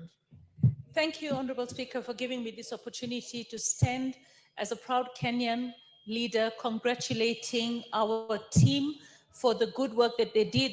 Coming number 2 in the world, Kenya is on the map. It's on everybody's lips. Everybody goes to athletic events all over the world to see Kenya win. We are the measure of success when it comes to athletics. And I believe that we need to stand and thank our government because our government has been rewarding footballers, taking sports really seriously, and that's really good. Mr. Speaker, I want to talk about sextortion. Sextortion was a bill that I brought, and I have to bring it in again because it did not go through in its first session. There's an article today in the People magazine about sex for sports, sex for positions, exploitation of our players by coaches. I think the government needs to really investigate to make sure that our sportsmen and women, especially the young and the old, are not exploited by their coaches and are not having to exchange sexual favors to be able to make the team. That article was damning, and I believe we don't want to taint the name of athletics in Kenya, and any of our teams should not be in a position where they are extorted, and the terminology of sextortion should actually be becoming something that everybody thinks about. I congratulate the team, and I say that as a government, we're going to investigate because no one should have to exchange their bodies to make the team in Kenya. And if that is happening, we need to deal with it. But I want to say congratulations, and as a country, we are proud of all of you. Thank you. Thank you. Ngalechei, 1 minute. After you, Lisa Chelule, 1 minute. And Karani, is that Karani? Kirima, 1 minute. 1 minute each. Thank you, Mr. Speaker, for giving me this opportunity. And as you well know, Elgeyo Marakwet is the home of champions. Every athlete in Kenya is either born in Elgeyo Marakwet or training in Elgeyo Marakwet County. Otherwise, if you are not born there or training there, you have no chance of winning any medal. Mr. Speaker, I want to give special tribute to the girls who gave us the 6 gold medals out of 7 gold medals. And this one tells us that we can achieve anything, because if you compare the US who became the #1 and Kenya in the US is like a drop in the ocean, and we can be #2 in the continent, in the whole world. Mr. Speaker, they did a superb job, and I want to congratulate them and also encourage those who are not able to win the medals that they have chances to, and they have equal opportunities. And for the male participants, we need to... Lisa Chelule. Ngalechei, I gave you 1 minute. Chelule, 1 minute. Asante Bwana Spika kunipatia hii nafasi pia. Nipongeze wanariadha wetu kutoka nchi yetu ya Kenya kwa kushindania medali mbalimbali ambaye tumesikia na tuliwaona. Nimesimama kwa niaba ya Nakuru County kupongeza sana wanariadha ambaye walituwakilisha. Kuna mmoja ambaye anatoka Kuresoi South, Faith Chemngetich, ambaye amekuwa akishindania medali mbalimbali.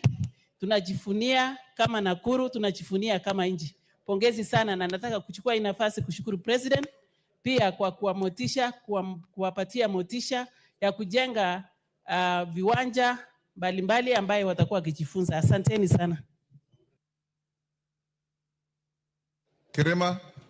Thank you, Mr. Speaker, sir, for giving me this opportunity to contribute to this Thanksgiving to our sportsmen and sportswomen. Mr. Speaker, sir, I take this opportunity to congratulate our sportsmen and sportswomen at the Tokyo Games and say that thank you for what they have done for this country. Also congratulate the President for taking initiative of which has never been taken before by other leaders who are before him, for encouraging our sportsmen and women for what they are doing. But Mr. Speaker, sir, there is a myth that sprinting and running is only done in some parts of this country, yet it can be done everywhere, provided people get facilities which are required and people to train them.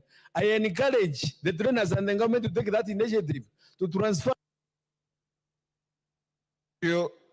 Honorable members, will end here on this. And as we end, we must be very proud of ourselves and our country.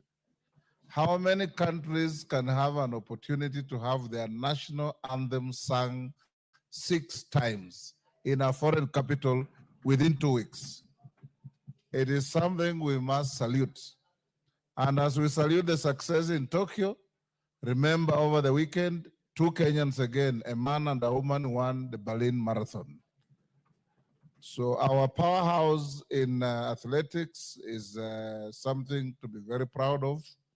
And at some point, I'll discuss with the sports committee to see if we can felicitate these heroes and heroines here in Parliament. But more importantly, for the men, the boy child is lost. The boy child is disappearing. And for the committee on sports, what happened, Otienda Molo, to our steeplechase? That was our race. If Kenya won 1 gold medal in any Olympics or World Athletics, it was steeplechase. Now it's at least thanks to the young girl, Faith Cherotich. The men have disappeared. Women, take your space and keep the flag flying for Kenya. Thank you very much, members. Let's go now back to order number 7. Order number 7, questions and statements. We only have responses to statements. Is Protas Akuja in the house? Akuja is in the house. Raso, do you have the response?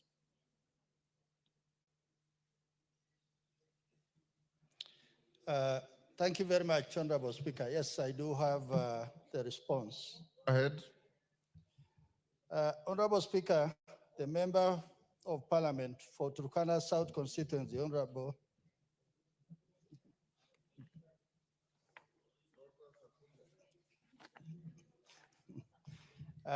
thank you, Honorable Speaker.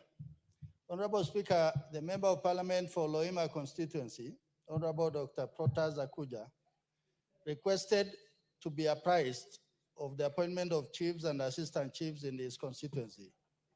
The Honorable Member particularly sought to be informed the reasons for prolonged delay in the appointment of chiefs and assistant chiefs in his constituency, measures that the Ministry of Interior and National Administration is undertaking to ensure that the constituents continue to access government services, and thirdly, specific timelines.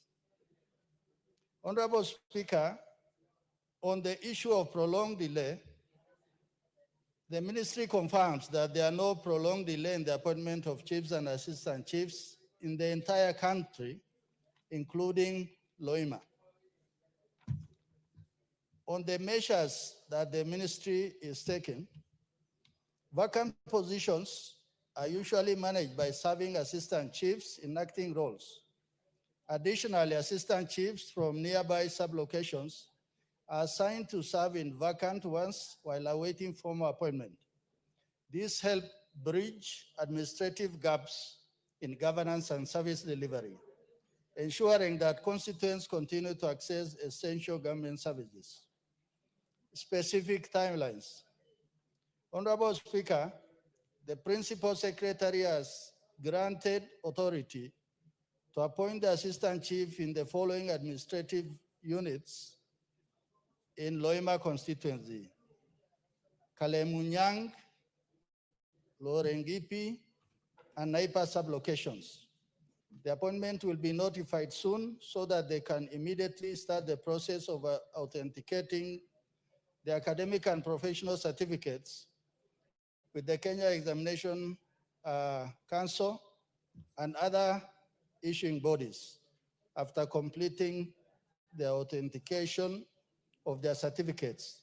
The appointees will be deployed accordingly. Honorable Speaker, I beg to respond. Akuja. Thank you, Honorable Speaker. Honorable Speaker, the response from the CS Interior has been fairly answered. However, the CS has tempted to ignore the fact that there is a serious delay in the recruitment of chiefs, especially after the interviews have been done. It takes a long time for those appointment letters to reach those specific persons who have been appointed. A case in the point is the stations that have been mentioned, Rengipi, Kalemunyang, and Naipa, who did their first interview in 2023. And I'm told they received the appointment letters 2 weeks ago after this statement was issued, was raised. So it had to wait until the statement was raised is when the appointment letters were issued. So the delay is there, Honorable Speaker. Thank you. Better late than never. It's done. Thank you. Ariko Namoit is in the house. Yes. Raso, are you ready with that as well? Yes, Honorable Speaker. Go ahead. Thank you, Honorable Speaker. Honorable Speaker, the Member of Parliament for Turkana South Constituency, Honorable Ariko Namoit, has requested to be apprised of the rising cases of insecurity in Turkana County. The Honorable Member particularly sought to be informed on the following: the Lopinding incident involving snatching of a firearm from a security officer, illegal roadblocks in Lodwar town, abduction incident report, organized groups disrupting public gatherings. Honorable Speaker, the ministry's response states as following. On 25th June 2025, during the burial ceremony of late Deputy Speaker of Turkana County Assembly held in Lokchogyo, Honorable Ariko Namoit was accosted by a group of rowdy youths as he was proceeding back to his seat after his remarks. His security detail intervened to shield him. However, in the ensuing melee, a Seska pistol was forcibly taken from his bodyguard. The incident was reported at Lokchogyo police station. Honorable Speaker, the firearm has since been handed over to Lokchogyo police station for safe custody and subsequently forwarded to DCI headquarters for ballistic analysis and also to establish its owner. And a case file to that effect has been opened to establish the circumstances into this incident. Witnesses have recorded statements, and it was established that the weapon was snatched from the security detail of Mr. Fliston Aletia, who then passed it over to Mr. Christopher Ereng, alias Robert Lochokot. Both individuals were placed under investigation in connection with the incident. The file was later forwarded to the ODPP on 14 July 2025 for perusal and advice. The case is pending under investigation and awaiting directions from the Office of Director of Public Prosecution. 2, abduction incident reported and an organized group disrupting public gatherings. Honorable Speaker, on 30th April 2024, at 0524 hours, Ms. Elizabeth Eyanai, a resident of Kanamkemer village, reported at Lokchogyo Police Station, via OB, that Mr. Sami Esinyen Ekitela, the Turkana South constituency manager, had been abducted by a known person at Cherinas Hotel. Police officers visited and documented the scene, collecting all items of evidential value. Investigation commenced and preliminary findings revealed that the alleged abduction was in fact a self-abduction incident. The victim was traced to his hideout, where he was hiding to evade arrest in connection with an offense of assault reported via OB with Mr. Nimrod Ekamais Lomorukai as the complainant. Statements were recorded in relation to disruption of public gatherings and the assault case. Individuals, 8 of them, were arrested. They were presented before Eldoret Law Court, where the case is pending, charged with the offense of assault causing actual bodily harm, contrary to Section 251 of the Penal Code. The case is pending before the court. Honorable Speaker, the third issue which the honorable member sought is the illegal roadblocks in Lodwar town. On 4th August 2025, the governor of Turkana County, His Excellency Jeremiah Lomurkai, was informed that aliens were being ferried along the Kakuma-Nairobi Road at 23:05 hours. He proceeded to the county council sales collection point, where he intercepted a motor vehicle registration number KDU 367E, suspected to be transporting aliens.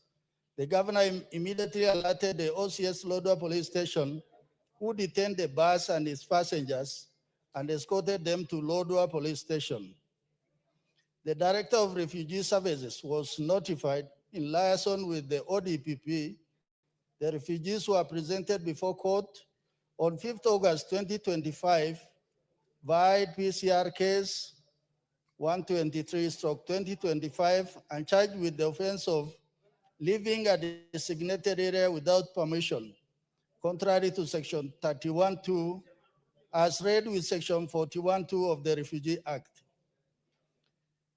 Part B of the same, the specific measures being taken by the Ministry of Interior to curb the rise of hired persons disrupting public gatherings. Honorable Speaker, the following measures have been taken by the ministry to curb. 1, the government continues to sensitize members of the public on the provisions of Public Order Act Cap 56, in which the law requires that any person intending to organize a public meeting or procession must notify the regulating officer, the OCS of the local police within the jurisdiction, and is to be held at least 3 days, but not more than 14 days before the event. 2, upon receipt of a notification, the OCS is required to develop a security plan for the planned meeting or procession. And thirdly, in the event of any security breach in the public gathering, immediate action is taken through the identification, apprehension, and arraignment in court of organizers, sponsors, and perpetrators responsible for disruption. Honorable Speaker, I beg to respond. Yes, Ariko. Thank you, Honorable Speaker. Honorable Speaker, the chairperson for security has attempted to at least present what the ministry presented to them, but actually the Lokichoge incident, and specifically Lopiding, the incident was occasioned by the ferried goons from Lodwar town, led by the culprit. Honorable Speaker, the statement by the ministry really contradicts. First of all, they talked about Christopher Ereng to have picked the firearm which was lying on the ground. Then after investigation, they revealed the truth of the matter, that the person who took the gun is one person called Aletia, and handed over to Christopher Ereng. They took this gun up to Kakuma town. That's where the governor called the person in charge of GSU Lokichogio. And they presented the gun to that person. That person took the gun, the officer took the gun to OCS Lokichogio. So the question is, how long does it take for justice to be given to those who have suffered from the acts of these goons? Actually, Honorable Speaker, justice delayed is justice denied, because it has taken now over 2 months. This matter is still under investigation, and it is a matter which is straightforward. The person involved are known. I don't know why it is taking this too long. And the reason as to why there are so many cases pending under DCI, and the cases have brought a lot of issues to Turkana County. One person taking charge of security in Turkana, and that is the governor of Turkana County. On the second issue, Chair, Honorable Speaker, the issue of abduction, let me not go into that, because abduction is defined by the Penal Code. 256 is defined. Forceful removal of a person from one point to another. And that is explained very well by the eyewitnesses and not the ESAs from the governor. I don't want to go into that because that matter is still in the court. That matter made me to sleep in prison for 3 days. I was here, Honorable Speaker, when the matter took place in Turkana, and not in Turkana, in Lodwar town, and not in Lokchogio, as purported by the ministry. Honorable Speaker, the eyewitnesses are there. I don't want to go into that. The third issue. You are supposed to seek a clarification on the statement as given. You are now making a speech. Not, Honorable Speaker, I'm trying to highlight and inform the misinformation as issued by the ministry. Thank you, Honorable Speaker. Honorable Speaker, on the last matter on the county governor of Turkana becoming a base commander, a traffic commander for Turkana County. Honorable Speaker, how can a governor go to an extent of going to a roadblock? Then the incidents that took place there, they are there in the media. The police officers and the DCI were beaten by the goons that were ferried by the governor. This matter is in the media. They cannot lie to us. And the governor himself said, I do not want to deal with any security agencies other than the OCS, because he has put the OCS in his pocket. Honorable Speaker, please, we need justice. Turkana County people. Yes, Benja, what's your point of order?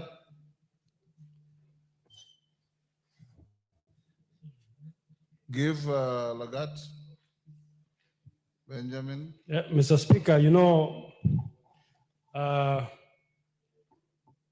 Mheshimiwa is my friend, But in our standing orders, Mr. Speaker, you don't discuss the character of a person without a substantive motion.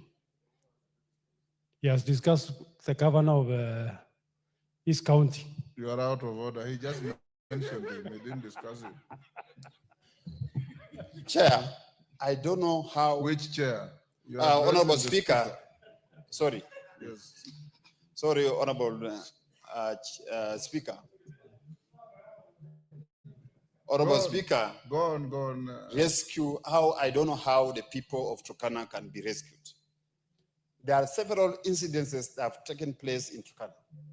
The security agencies in Turkana have no tooth or teeth to bite. And specifically one person, and that's one person is known. Otherwise, the people of Turkana will take things on their own hands and protect themselves. Thank you, Honorable Speaker. Russell, did you hear that the goons attacked the police? Thank you very much, Honorable Speaker. Honorable Speaker, you know I am the patron of the Pastoralist Parliamentary Group, and I come from the ASAL. I think Honorable Member is in order to raise the complaints he has raised, and the ministry has attempted to respond appropriately. But there are some things which is heavily laced with local politics.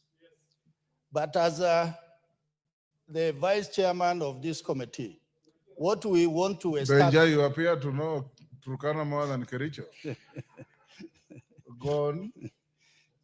Honorable Speaker, there are things he said from the floor of the House that the police do not have teeth to bite. I think the police is a neutral agent in enforcing the law. And none of us, even the Speaker or even the President, nobody is above the law. If they are lawbreakers and they are walking that land called Turkana, I think we'll ask the IG to respond appropriately. Thank you, Honorable Speaker. Thank you. Next, Waitan.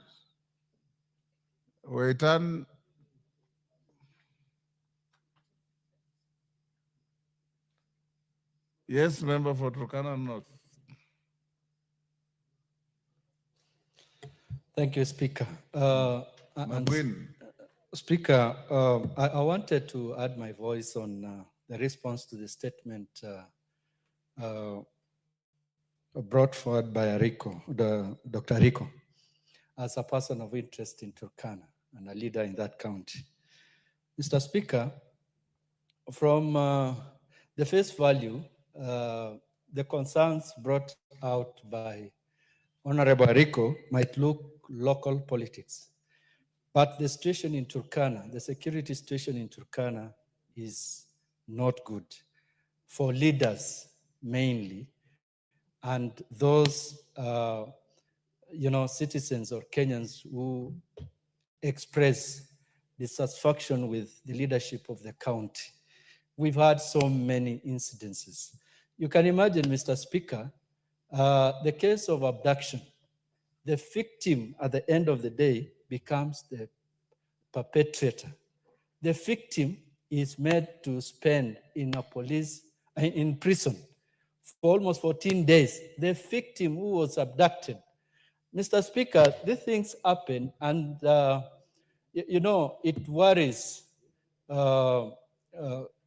people in Turkana because they know the truth. But what comes out of the investigation and the actions of security apparatus is really worrying. So, Mr. Speaker, though, of course, there's politics at play, but what Honorable Rico has brought forward to this House must be looked at very keenly. Mr. Speaker, if you look at the case in Lokchogyo during the burial, it is clear from the report by the chair of that committee that it is not true that the firearm, a government firearm, is said to have been picked from the ground, which is not true. And you'll, from the reports provided, you are told that, that firearm was collected from If the you want to controvert what he said, controvert it with alternative facts so that he can be able to be. Thank you, Mr. Speaker. called The to- truth is, the goons varied from Lodwar, and this is what happens. Every time the governor moves from Lodwar to an area where he's doing his activities, there are 3 vehicles full of goons carried to that area, not to provide his security, but to disrupt activities of, things that are contrary to what what he expects to happen. Thank you. Honorable Raso, you've heard all those. You can investigate and invite the honorable members to your committee to discuss the matter further.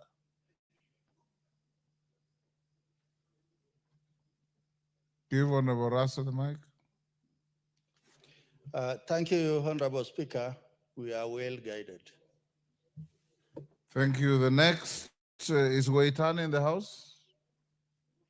Honorable Waitan, there's a response to a statement about management of Hajj programs have been requested by Honorable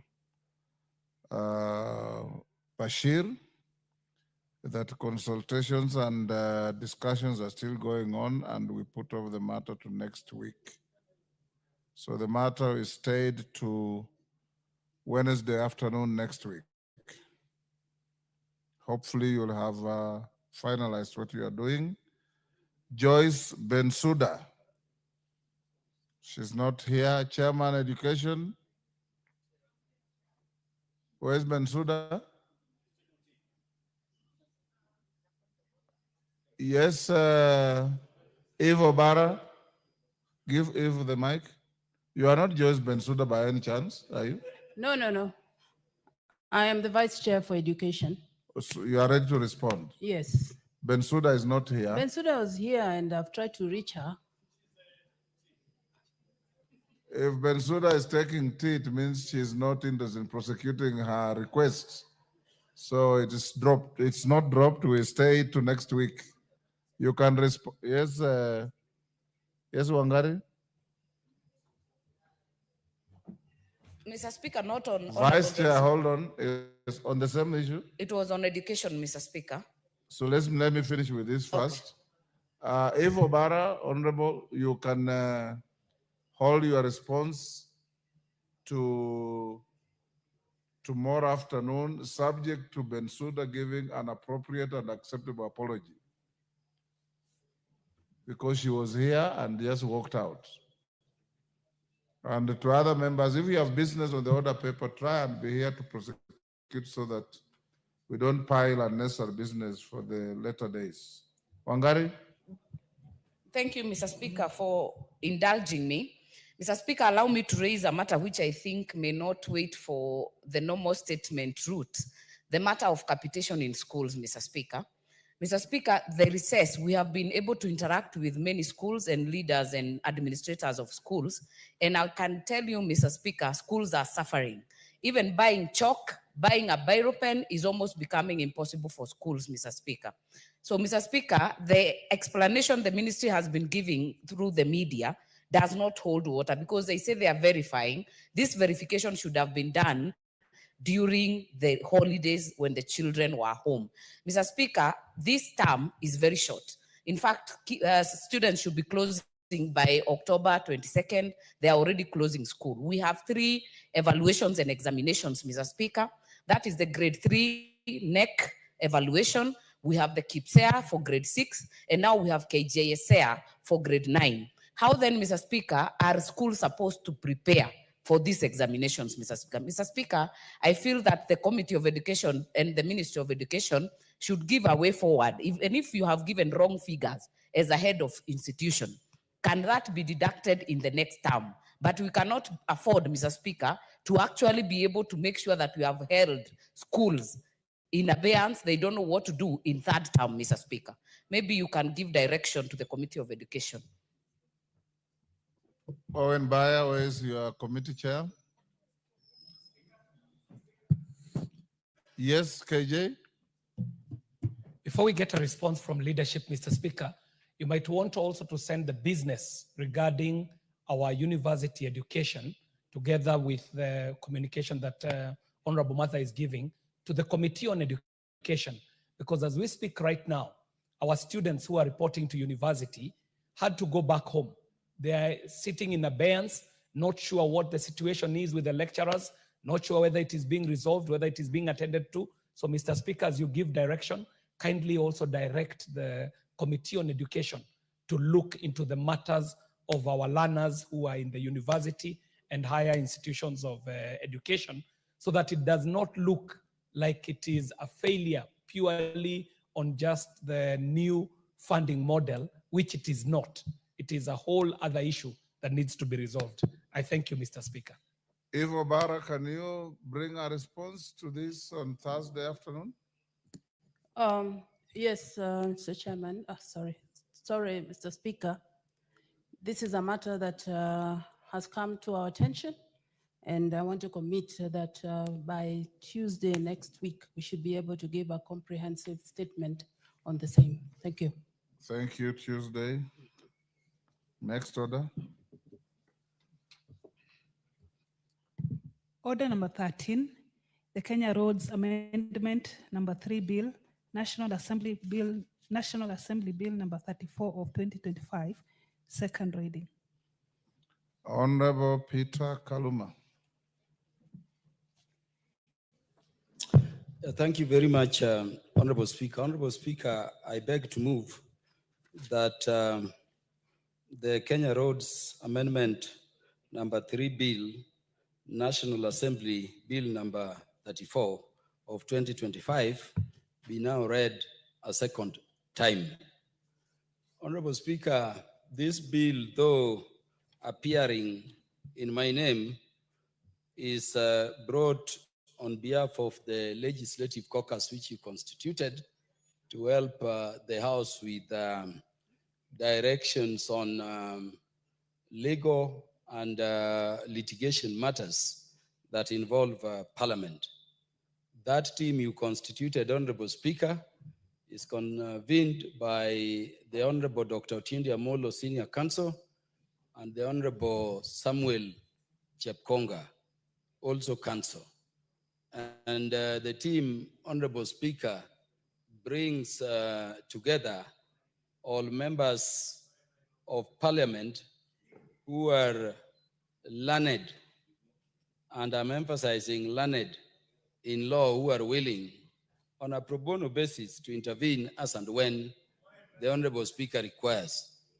Honorable Speaker, I want to thank you for opening up that caucus to every person of a good legal mind who is willing to be there.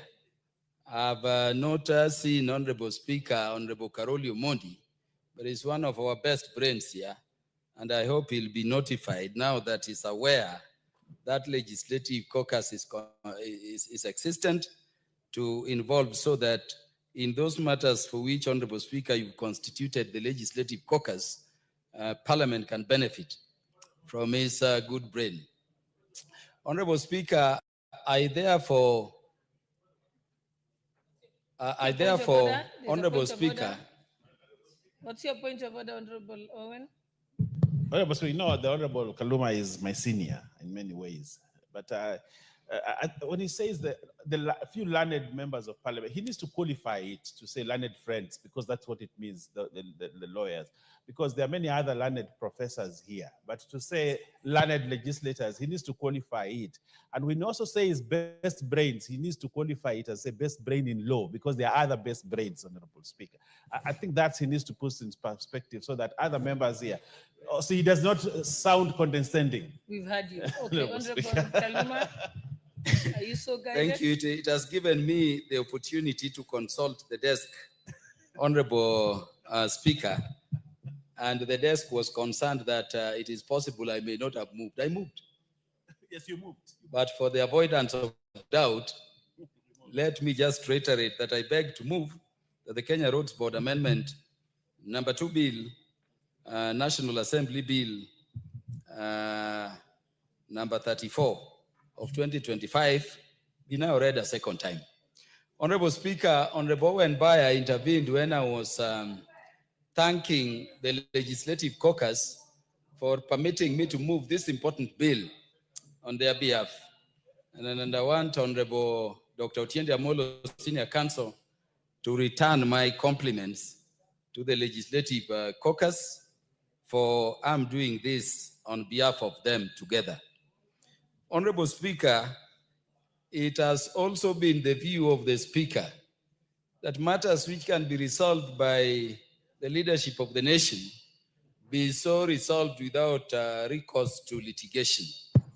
And so, Honorable Speaker, I wanted to thank you also for appointing me separately to lead a team which included the Majority Whip, the Honorable Silvana Sosoro, the Honorable Marianne Keitany, the Chair of the Committee in charge of Roads and Infrastructure, the Honorable George Kariuki, and the Honorable Naisula Leisuda, among members, to lead and engage the Council of Governors in negotiating this matter of the roads maintenance fuel levy.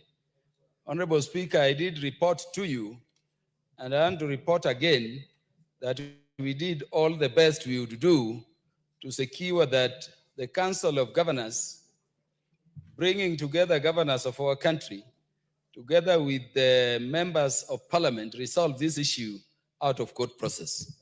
And I thank that team, which, Honorable Speaker, you constituted to work together with me in that endeavor.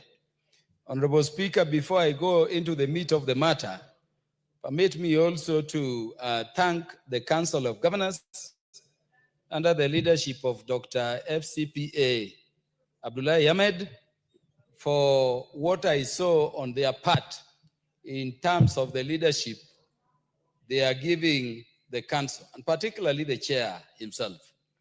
We had several meetings. The most important, Honorable Speaker, was at the Council of Governors offices. And by the way, it was clear from their attitude and ours that the venue where we were meeting to take up these important matters, as people favor to be national leadership now, away from the court, was very pleasant and was commendable. Honorable Speaker, having said all that, let me also thank the chair of the departmental committee in the National Assembly in charge of roads and infrastructure, the Honorable George Kariuki, and the membership of that committee. Not only, Honorable Speaker, for joining us in those endeavors to resolve these matters, which ultimately we agreed required the intervention of this parliament. And I'm saying parliament to include the National Assembly, Honorable Speaker, and the Senate, and he joined us through all those meetings. I also want to thank that committee, Honorable Speaker, that because of the urgency of this matter, the committee put aside every work they were doing, Honorable Speaker, to undertake those constitutional requirements under Article 118 regarding public participation, and they did very detailed and expeditious public participation. I've read their reports. I believe the members, because of the importance of this matter, have also read it and benefited a great way from the suggestions they are making, not only in supporting this important bill around the maintenance of roads across the country, but also by way of the improvements they are suggesting. And at the right time, Honorable Speaker, we will be able to listen to the thoughts they are proposing and agree. Honorable Speaker, despite all those efforts, a judgment was ultimately delivered by the High Court of Kenya in petition 423 of 2024. That judgment faulted the two bills we are seeking to bring amendments to by way of this bill. And Honorable Speaker, the judgment says largely two things. That these two laws we are seeking to amend currently although they are dealing with matters of road maintenance fuel levy, which should be used, Honorable Speaker, to maintain all roads across the counties, across the country, do not include the county governments or the counties as also beneficiaries of the funds which come from that levy for purposes of the maintenance of the roads, which are classified and fall within the remit of the counties. And so the Honorable Court says, Honorable Speaker, that that position in the laws we are seeking to amend in terms of Section 47 of the Kenya Roads Act, Honorable Speaker, is unconstitutional because it runs afoul both the principle of devolution, which is a national value under Article 10, Honorable Speaker, and to which we've dedicated a whole chapter in the Constitution to ensure equity, and particularly equitable development.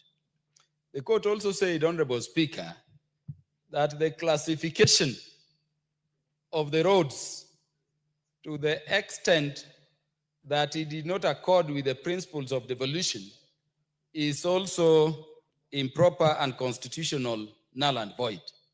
And so the court concluded, Honorable Speaker, that Section 6 and Section 47 of the provisions of the substantive laws we are seeking to amend by this law are unconstitutional, Honorable Speaker, null and void. Most importantly, because the court gave, in that case I've cited, Honorable Speaker, 4 substantive orders. And we have to thank the court because the parties who took the National Assembly and the Senate and other roads agencies to court actually sought 13 orders, including orders for costs, but essentially 12 very substantive orders. The court made an order number D, and this is the one order I want to draw the attention of the members to. Having found that those provisions were inconsistent with the Constitution and therefore were null and void, the court said there shall be no allocation of funds from the road maintenance fuel levy fund. That does not include the county. That does not include the counties. And so disbursement of monies must include the counties because, as I've said, devolution is not just a national value and principle of governance. It's also a matter so important for ensuring equity that we've dedicated a whole chapter of the Constitution to that matter, Honorable Speaker. And so that is where we are. As expected, Honorable Speaker, this matter was taken to the Court of Appeal by the National Assembly, by the Legislative Caucus, when it was remitted to them by your office for intervention, Honorable Speaker. And Honorable Speaker, there is an appeal. This is Civil Appeal number E427 of 2025, in which we are contesting on behalf of the National Assembly and the aggrieved Kenyans, the declarations of the court. Within that appeal, Honorable Speaker, we did seek orders from the court of a conservatory nature, suspending the operation of the judgment until that appeal is heard on its merits and determined. Honorable Speaker, I want to report to the House, and it is already known, that that application, which was presented to the Court of Appeal for order suspending the judgment, was allowed by the Court of Appeal. And I want to thank the Court of Appeal. In public interest, it was so allowed because, Honorable Speaker, those sections which we are seeking to amend now, and which have been the subject matter of those litigations, if the judgment was not suspended, those provisions were going to derail and undermine the operations of the roads agencies we've established under these statutes completely. and we are going to secure that even if legislative interventions were made, Honorable Speaker, as we are seeking to do, Honorable Speaker, no road was going to be maintained in that intervening period. So I want to thank them. But I want to emphasize, Honorable Speaker, that though the Court of Appeal gave that order of stay of enforcement of the judgment in terms of all those substantive orders, that order of stay was only given for a period of 12 months, beginning July, when the order was issued. So what it means, Honorable Speaker, is that if the appeal is not heard and a favorable determination made by July next year, the bad situation for which stay was sought and given by the Court of Appeal was not given. Honorable Speaker, I have absolute confidence in the success of the appeal that is pending before the Court of Appeal, filed by the National Assembly and the aggrieved roads agencies. And I have no doubt in my mind, Honorable Speaker, even as I move the consideration of this bill by the House, that there is a chance and a very high chance, probability, that that appeal must succeed. But Honorable Speaker, there is a good reason as to why we are favored to be in leadership position at this point in time. There is a good reason, Honorable Speaker, as to why Kenyans chose us out of the 55 million Kenyans in the country to be in this arm of government whose core mandate is to legislate. And so I want to confirm, Honorable Speaker, that this bill is being brought not to concede that the appeal will not succeed, but as a point of leadership confirmed by those previous meetings we've had with even the members of the Council of Governors under the leadership of Dr. Ahmed Abdullahi, and of course, the other meetings and interrogations to do what is right in public interest for the people of Kenya in spite of what other processes could be there. Honorable Speaker, that therefore now brings me to the substance of this bill. It's a very short bill. We are effecting amendments to a number of provisions in the Kenya Roads Act and in the Kenya Roads Board Act.